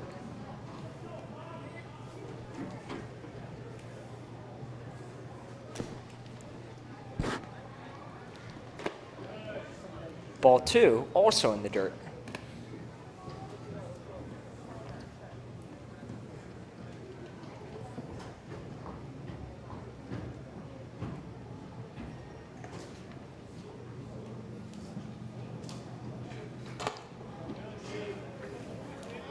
Molessa turned into that, almost hit him there to get out of the way for that one. 3-0 now to Molessa. See how aggressive he's going to be. No runners and 2 outs. And he fouls that one off. An aggressive 3-0 approach there. Hey, you know, 2 outs may as well. Why not?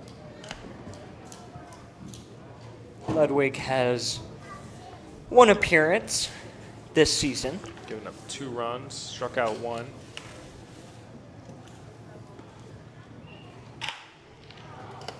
And that liner is right to the first baseman, Aiden McNelly. And quick 3 outs there for the Cardinals, and that sends it to the bottom of the 9th, where Cannons are up 3, 9-6. That's the final opportunity for the Cardinals. Need at least 3 here. And cue the music. It's the final countdown for the Front Royal Cardinals. And, you know, 3 runs isn't impossible. Nope, they've done it so far in this game. Just another 5th inning here. That's right. But it will definitely be difficult. Yep. We'll see. It looks like a new pitcher for the Cannons.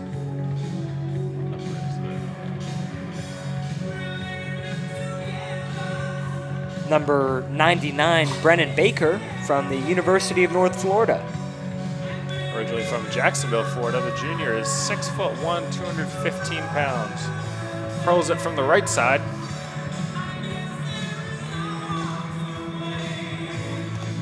And Cardinals fans, it's time to put your rally caps on.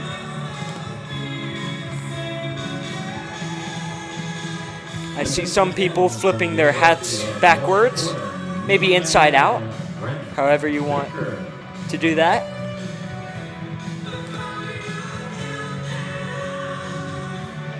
And Cardinals hoping to avoid their third home loss of the season. And I guess the Cardinals just like playing on the road better than at home. You know, sometimes when you're on your road, you're on the bus with your team, a little team bonding moments before the game. Maybe it's key for the Cardinals to play better.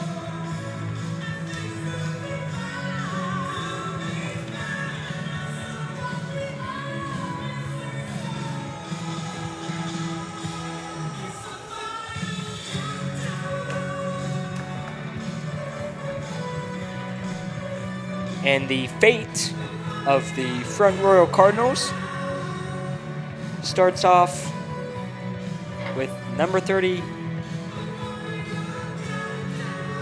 Brandon Torres. Boston Torres. I was looking at Brandon Butler. Boston Torres. Hey, both start with B, you know. We'll give you a break. It's getting late. It is now 10 p.m. and Is that your bedtime? Not quite. I do believe that the Orioles are now about to be playing. They start in 5 minutes now. So maybe after this game, you switch on the Orioles as they take on the Athletics. And Athletics are playing in a new baseball stadium this year. Well, updating college baseball, UCLA ended up taking down UTSA 5-2. The only other game in college baseball right now, Oregon State is up on Florida State 1-0 in the bottom of the third.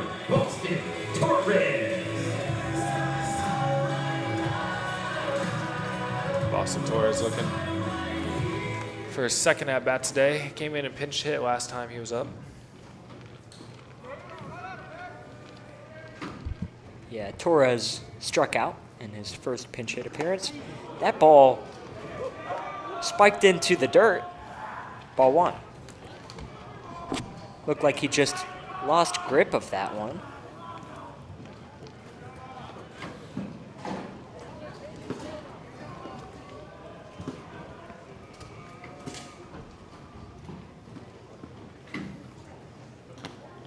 Another ball, also low and in the dirt. 2-0. Baker looks like he's throwing pretty fast, faster than anyone we've seen tonight. Just not able to locate his pitches so far. The starting pitcher for the Cannons, not able to get the win tonight, even if the Cannons hold on here. Oh. And that ball, I think it didn't even bounce the ground. That hit right off his foot, and he'll have to hobble down. You know, as a Cardinals, though, you'll take a base run any way you can get it. I mean, it's got to be painful for Boston Torres, but, man, it's a good start to the inning, I guess. We'll take it. Umpires now giving time. And looks like there will be a pinch runner. Mike Smith saying, Torres, we'll let you have a breather on that. Come back to the dugout. Yeah. And pinch running will be number 6 for the Front Royal Cardinals, Soda Tashima. Number 6 from Santa Ana College, Soda Tashima. Another Japanese player in the game here today.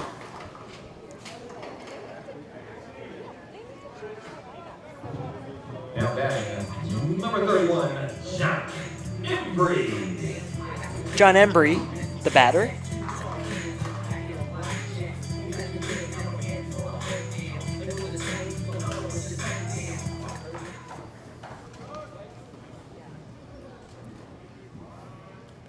And Baker makes a quick look towards first. And now pitches another low ball. I think that's 4 balls in a row. Yep. As a hitter, you got to be smart. Like, that better be a really good pitch for you to swing at it. He's throwing 4 straight balls to start this appearance. They've all been in the dirt. Yep. All missing low. Now the 1-0, and that finally finds the zone. Strike 1. Really do wish we knew how fast he was throwing here. Much harder than anyone else tonight.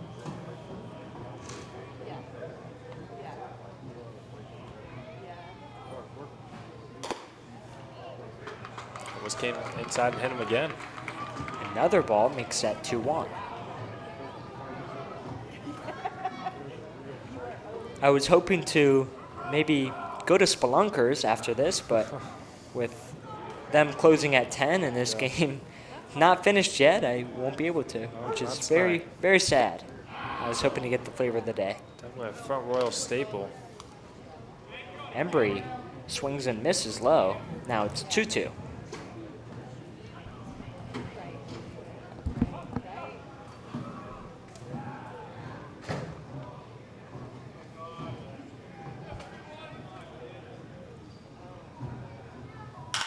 And that ball smoked to right center field. And that'll bounce off the top of the wall. And the runners will advance to second and third. Just a great piece of hitting, taking it to the opposite gap. Again, if we're in high school, that ball is a home run, but since we're in the Valley League, that is a double. Embry drills it out to right center field, bounces off the top of the wall, and now he's on second. A perfect start for the Cardinals here to the bottom of the 9th inning. 2 runners in scoring position. And the Cannons coach goes out and talks to him.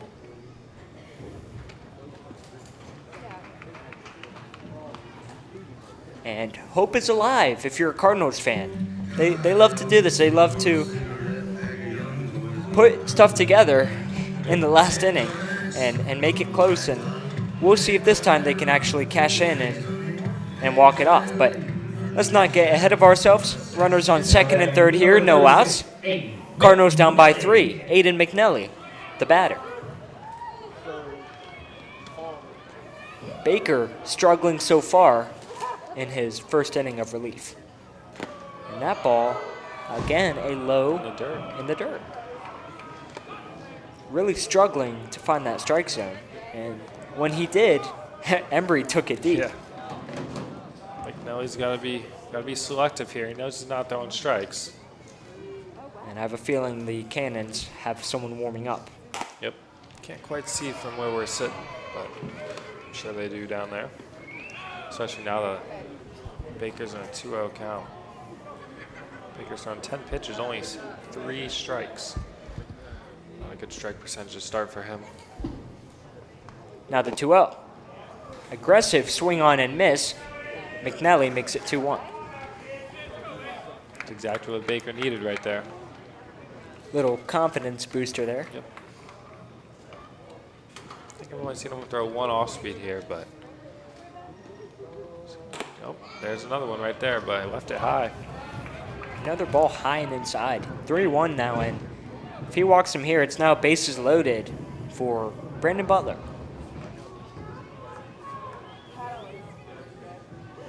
And even though we're starting to get down into the Cardinals' bottom of the lineup, as he does get walked, the Cardinals still have some firing power there at the bottom.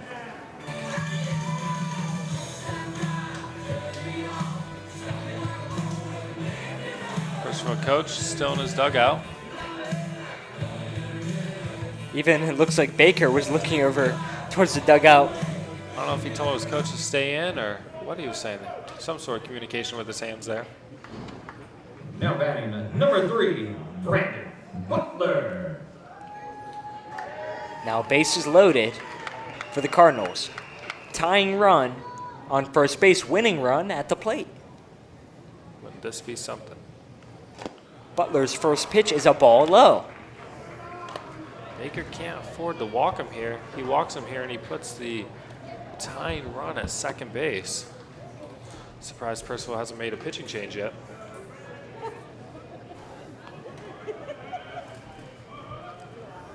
Butler delivers another ball low, and that past ball him. gets past the catcher. Now the tying run moves up to second base. That's huge for the Cardinals and their attempt at this comeback. You can hear the fans showing their pleasure by stomping the feet on the bleachers. The hit by pitch by Boston Torres, who was pinch run, now proves to be very helpful. He took one for the team there and make it 9-7. Runners on second and third, tying run on second. I was telling you, just had to get something started for him. Butler, 2-0 count, no outs. The pitch, and that will fall in for strike one. Looks like he could have really driven that one out, but It's 2-0, you know, he's not finding the strike, so I'm okay with that take. make it 2-1 now, and Butler can still be aggressive here. Left that one up. Make it 3-1, and he might walk him again here. Baker now with 12 balls and 5 strikes. Not at all what you want to be. If you walk him, you got to take him out here, you would imagine.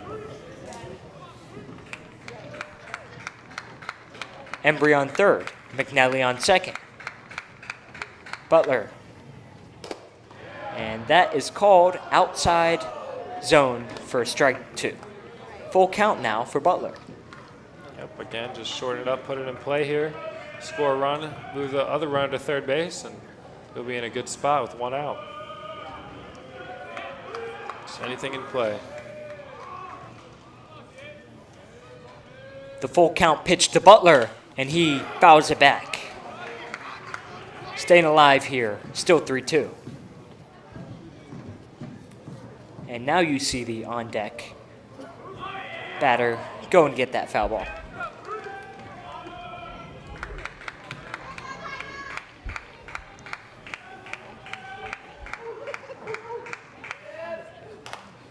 Another foul ball, that time jamming him up, just able to get his wrist around. To stay alive there from Butler. Single here ties it. Runners on second and third. No outs. The full count pitch. And that hits him, and the runner scores. Looks like he almost checked it, but either way, hit him or ball 4, and that gets past the catcher. And that was ball 4 because that runner came in and scored. Quezada, that's right, it was ball 4, because otherwise Quezada wouldn't have been able to score. So Quezada scores, making now 9-8, and the tying run is on third base. When you run at first base, I really do wonder how aggressive the Cardinals would be with sending that runner to second base. You know, almost tell him to get in a pickle to let the run score, or you know, really just depends on how the Cannons approach this. I mean, you know Mike Smith better than I do. What do you think he does in this situation? I'm not sure, you know. I think you should send him, you know, because here's the thing: you're either gonna score the run, or you have a good chance of advancing that winning run to second base. Especially with the crowd really getting into it now. That's right, yeah. They're playing We Will Rock You, and the stadium is rocking. Looks like whoever put their rally caps on, it's really helped. Seems like it's working.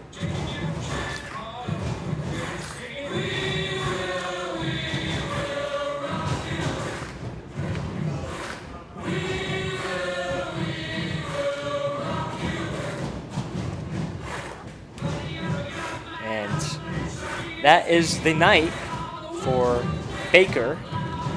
Brendan Baker just struggled to throw strikes and wasn't able to get a single out. Cannons bring in Nick Gravel, the 6'2 righty from Keystone College, to try and finish this out.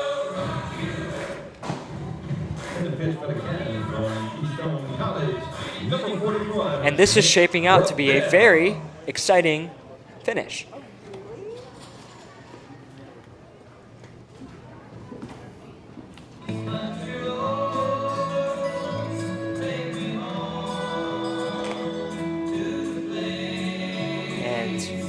Gravel coming into a very tough situation.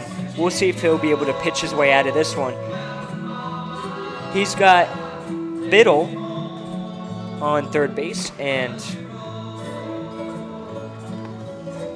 Quezada. McNelly. I'm getting all my numbers mixed up. Hard to see from here. McNelly will be at third, Butler at first, and Quezada will be the batter.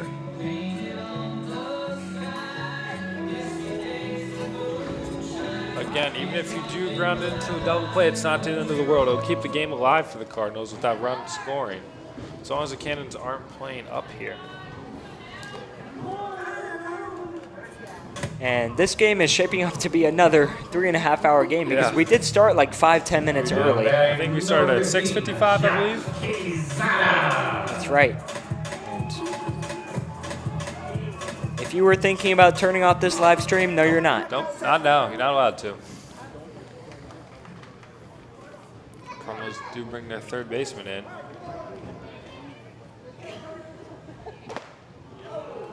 Josh Quezada swings and misses at the first pitch. Now, what you don't want here is a double play. Although, it would score the runner. That would score the runner. Unless it's to the corners. The corners are up. Would probably be a play at the plate in that case. But anywhere up the middle, run should score. Now the 0-1 pitch.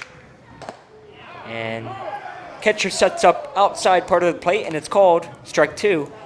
And Quezada now falls into a quick 0-2 count. McNelly, the base runner, at third. Biddle at first. We'll see if Biddle ends up stealing. Gravel gets set. I'll send him here. And does not, and that gets fouled back. Quezada stays alive. You know, not in every circumstance, but 0-2 is a good time for a breaking pitch, and obviously you have a better chance of stealing the base on a breaking pitch, so I wouldn't be opposed to sending the runner here. Quezada still faces an 0-2 count. Just put anything in play here. Gravel, the 0-2. And Quezada gets locked up for strike 1. Almost worst case scenario for the Cardinals. Because now, got to avoid that double play now.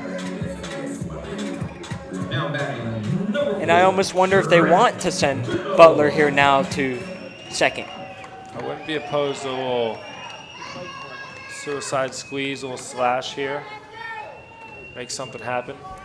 Butler, the runner on first. Biddle now up to the plate. 1 out here in the bottom of the 9th. And Biddle shows bunt. There it goes. And the tying run will score.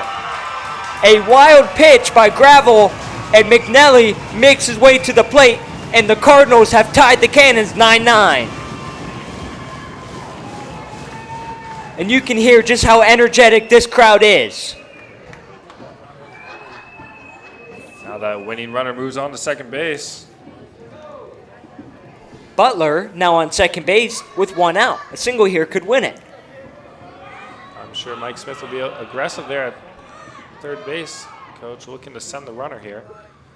Now the 1-0 pitch, and that's inside. It's going to get away from the catcher. And Butler's going to make his way to third. Another wild pitch, and now the winning run is 90 feet away. Now I would love to see a little bunt here, you know? And he did show bunt. Yep, earlier in the count, that first pitch. Love to see that again for a walk-off. A little small ball. What a change of events. We talked about how, hey, Cardinals could put up 3. Oh, the intentional walk here. They want the double play in force, I'm guessing. Although, I don't know if you want to do that because Caden Hessmeyer has gotten on base 3 of his 5 times here today. He's not particularly slow. You know, he has the ability to beat out a double play. I mean, I get the thought, but with Biddle and such a slump that he's been this year, I'm surprised they didn't pitch to him. Yeah, I guess they want to try and get the double play here. Yeah. I just don't know what the rationale is there. Either way, that ball almost gets away from Aparicio. A wild pitch here, and I think that wins the game for the Cardinals. Sure does, as long as it doesn't take a bounce right back to the catcher. Purcellville coach Trying to hype up his catcher. And Brennan Baker, the pitcher before Gravel here, struggled. And that ball sent to the shortstop. 6, 4, 3 double play. And we're going to extra innings, folks. This game is tied 9-9.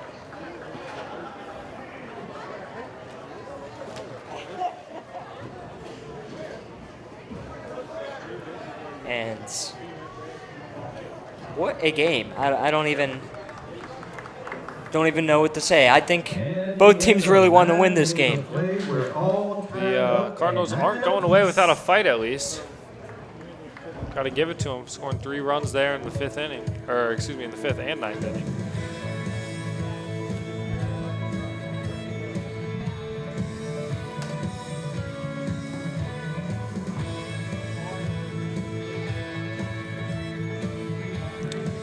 This is one of 2 Valley League games still on tonight. The other one, Harrisonburg Turks are up on the Stan Braves 10-7 in the top of the 8th. Strasburg ended up beating Winchester 8-3, and Covington got the better of the Culpeper Cavaliers 8-5.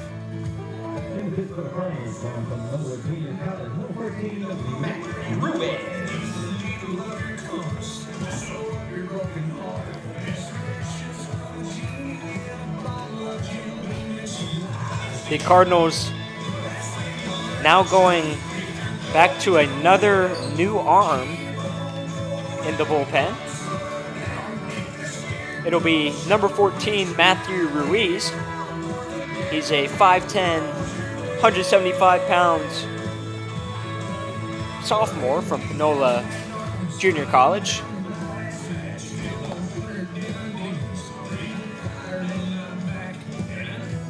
And I don't believe the Valley League has the same rules as the MLB in regards to the extra runner on second base, but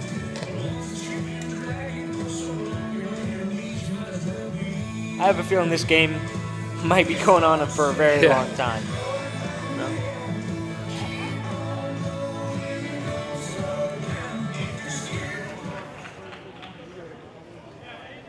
Yeah, I'm honestly surprised the Valley League doesn't do the same rules. Oh, it appears though they do. You stand corrected here in the booth. You know, it definitely could help the game speed up though with that runner on second base. Just gives more opportunity for teams to score.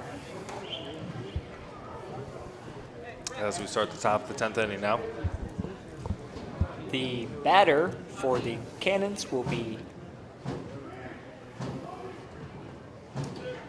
looks like a pinch hitter. Now batting for the Cannons in the top half of the 10th. It'll be number 1, Rex Smith. He is a senior from VCU. Originally from Sarasota, Florida. A lot of Sarasota hometown people. I wonder if they all know each other. I don't know. Probably do. Good amount from Florida on the Valley League here. And interesting bat wiggle here. The runner on second base appears to be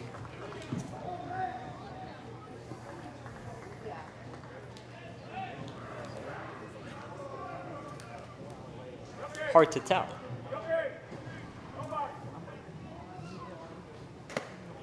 And that ball swung on and missed, make it a quick 0-2 count.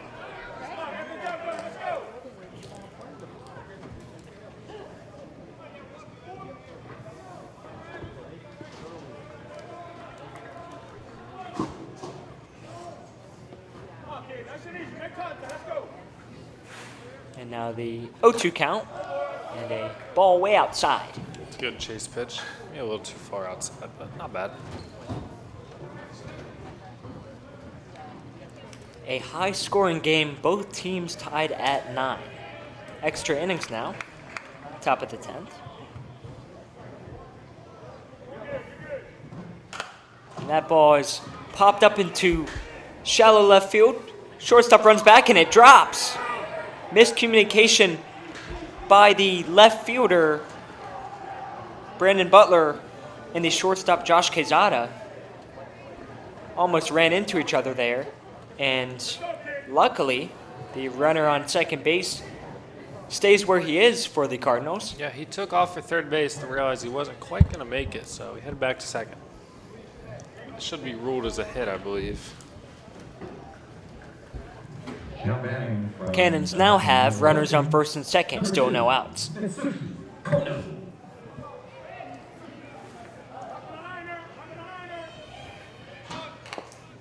That ball bunted but fouled down the third base line.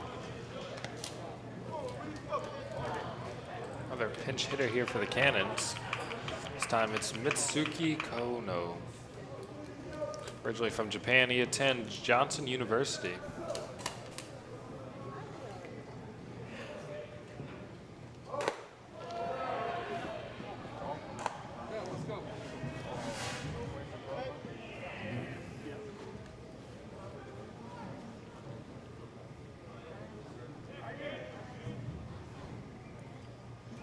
And the pinch runner on second base is number 8, Ethan Acevedo.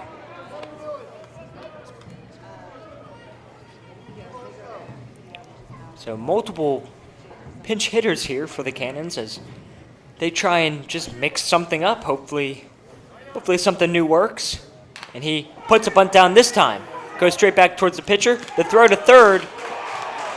And the umpire calls him out. That's a great play by the pitcher. I mean, that's a risky play for him to turn and throw that ball to third, but that really helps him out. A lot of trust there with his third baseman to be able to make that catch, and they get the lead runner there. Great baseball IQ, and now it's still first and second, but 1 out. Yep. As a hitter, though, you got to get that ball either down the third baseline or down the first baseline. You can't have that ball back to the pitcher, or there's things like that can happen. Now back to the top of the lineup, Kobe White, and he's showing bunt. Now pulls back, and high ball 1. Yeah, luckily for the Cannons, they made it back to the top of the order, though. See if maybe they can get something started here.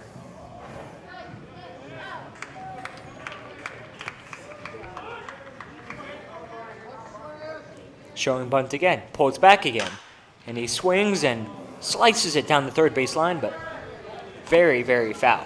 Kobe White just has that swing. He just slaps and puts it in play. Almost worked out for him there, putting that down the third baseline, just foul. He really is able to trust his quick hands, showing bunt and then quickly pulling back and then able to swing. Now it looks like he's calling time to go talk to his third base coach. Maybe talking about if he is going to bunt or not.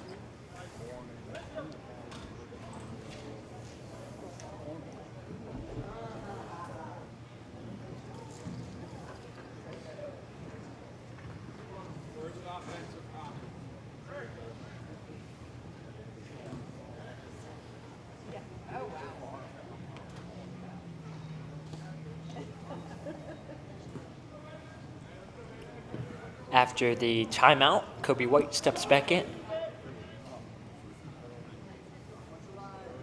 Showing bunt again. Pulls back again. And strike 2 called.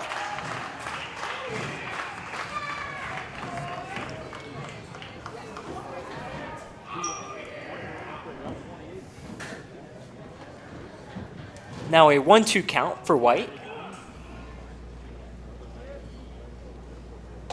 And although many people have cleared out here, as ball 2 is called, there is still a decent amount of fans here for 10:30 at night.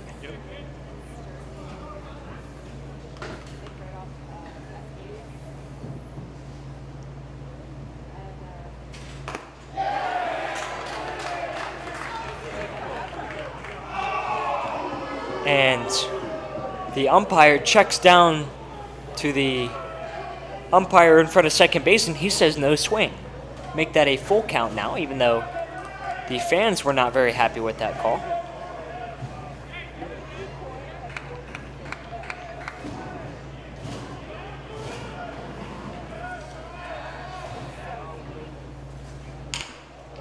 Oh. And that ball, slow roller to the shortstop. Quick play. And they get the runner going to second. Make that out number 2. But now runners on first and third. So they get the out there, but not the lead out. They'll just need one more out to get out of this inning. And they'll start with a runner of their own on second. And keep in mind, the Cardinals do have all the momentum. They scored 3 in the bottom of the ninth. They sure do.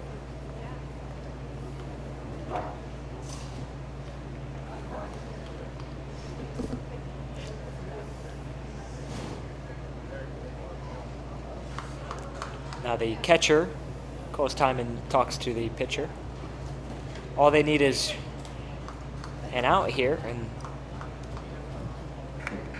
he will be able to get out of this. But it's not going to be easy. Cannons already with 9 runs today and looking to take the lead Now here. batting from Mid-American Christian University, number 55, Tyler Sakuma. And Cannons now with another pinch hitter, this time number 55, Taiga Sakuma from Mid-American Christian University. And his hometown is from Yachiyo, Japan, another Japanese player.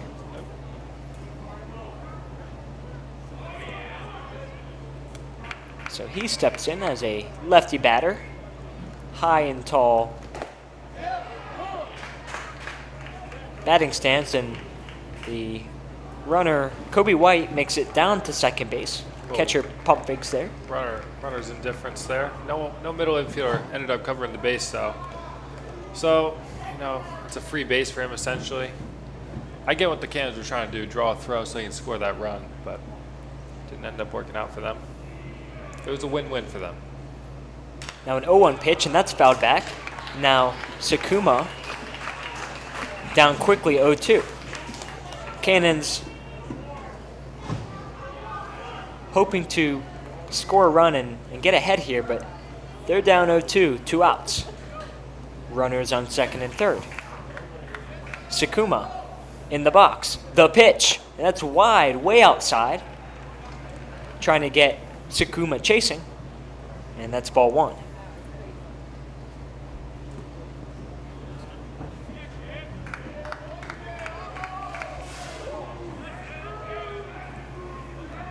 And looks to be a gaping hole up the middle in between the shortstop and the second baseman. If he throws that right up the middle, but he does not. Swung on and missed. Sakuma rung up to end the inning, and Cardinals send it down to the bottom of the 10th. Still tied 9-9. That's exactly what the Cardinals needed here. And now with that runner on second, I wouldn't be surprised if they bunt the first guy. Bunt that runner over, get the runner to third with 1 out. That's right. Cardinals will start with a runner on second base with no outs. Yeah, props to the Cardinals for, the Cannons started with a runner on second base and they didn't allow it. Didn't allow a run there.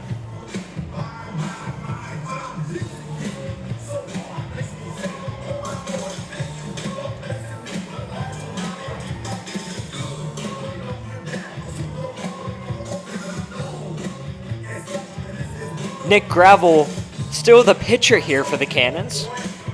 And even though he struggled in the last inning, he was able to get out of that jam, and now they're leaving him in. And we'll see what happens.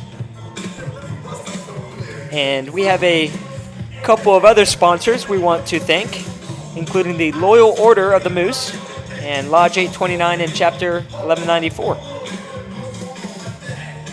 And we thank all our sponsors this season. Wouldn't be possible without you guys to do what we do.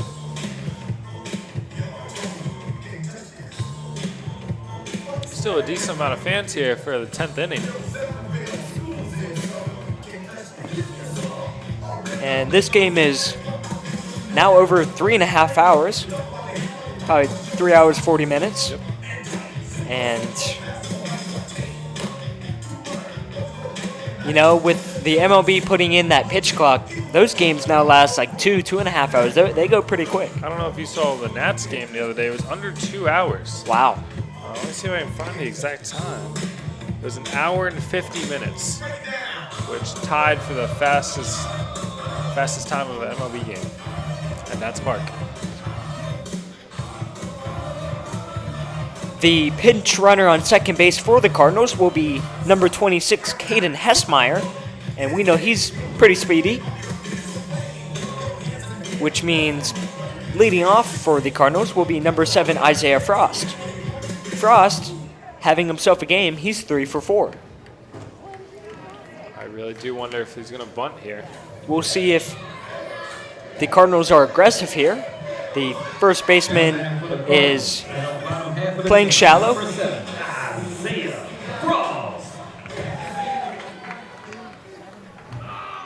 And it comes down to this. Game is tied 9-9. Isaiah Frost steps into the plate. Nick Gravel, the pitcher. He shows bunt, and he bunts it foul. Got to be careful not to bunt that too hard back to first base. He can easily pop up and throw him out at third. That's right. You do not want to give the Cannons an opportunity to get that lead runner out. Nick Gravel nods the sign from the catcher, and now he gets set. Looks back towards second. Shortstop holding on. Bunt shown again. And another foul bunt down the third base line, and now Isaiah Frost will have to swing away here. 0-2 count, still no outs.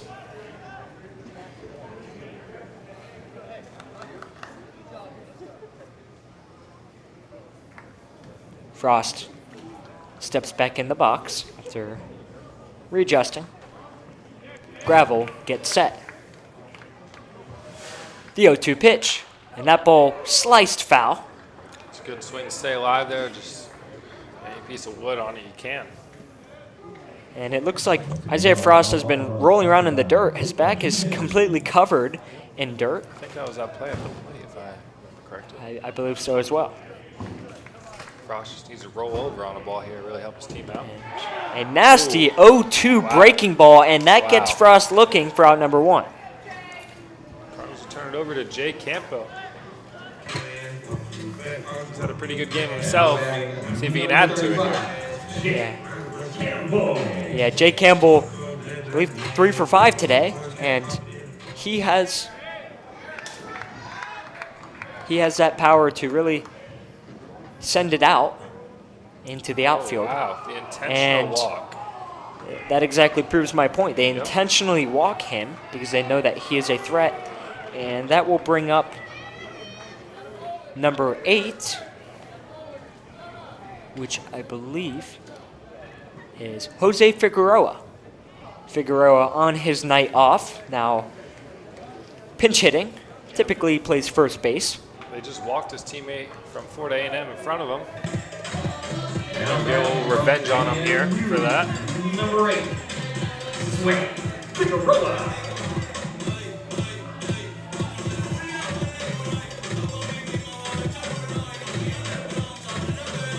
And a nice Bad Bunny walk-up song. Jose Figueroa steps in. One out here in the bottom of the ninth. Cannons and Cardinals tied 9-9. Runners on first and second. Now the first pitch is a breaking ball inside, ball 1.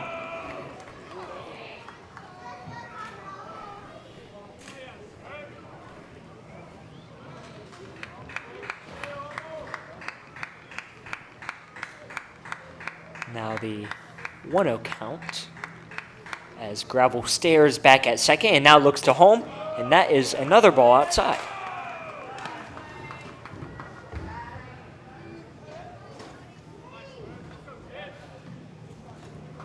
Figueroa now a 2-0 count. And another ball here, and that's dangerous to load up the bases. But hitters count here, 2-0. And that ball sinks in for strike 1. And now, no better time than the present for Josue Figueroa to be aggressive. Yeah, the last pitch wasn't a bad one to hit there. Hessmeyer on second. Gravel lifts his leg, pitches, and that is low, ball 3.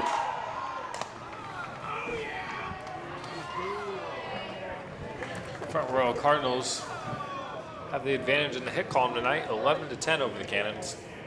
Now they have made one more error. Cardinals with 4 errors, Cannons with 3. Yeah, not a very clean game tonight for either teams. sure the losing team will probably hear about that one. And now the 3-1 pitch. And that's ball 4. Bases loaded.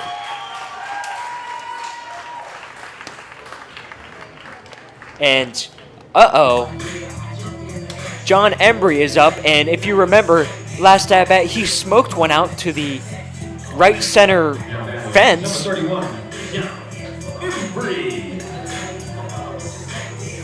And a sac fly here wins it. Yep, got to keep that infield in. I mean, you could put the middle back. And But it looks like they're almost in between. Yeah, I feel like you got to commit to one or the other, you know? You just don't want to have that middle confusion. Whoa. And that ball gets way behind, and Hesmeyer will score, and the Front Royal Cardinals will win this ball game 10-9 in the bottom of the 10th. Front Royal 10, Purcellville 9. That'll do it. The team comes out to celebrate at home plate as the winning run crosses for the Cardinals to win 10-9 tonight. A theme of the Cannons these past 2 innings have been the balls that have gotten past the catcher, Nick Gravel, with another passed ball, and Caden Hesmeyer is able to score and win it here. What a game. Cardinals win 10-9, final score. For Jake Reichert, I'm Alejandro Landers. I hope everyone has a great night, and we'll see you again next time.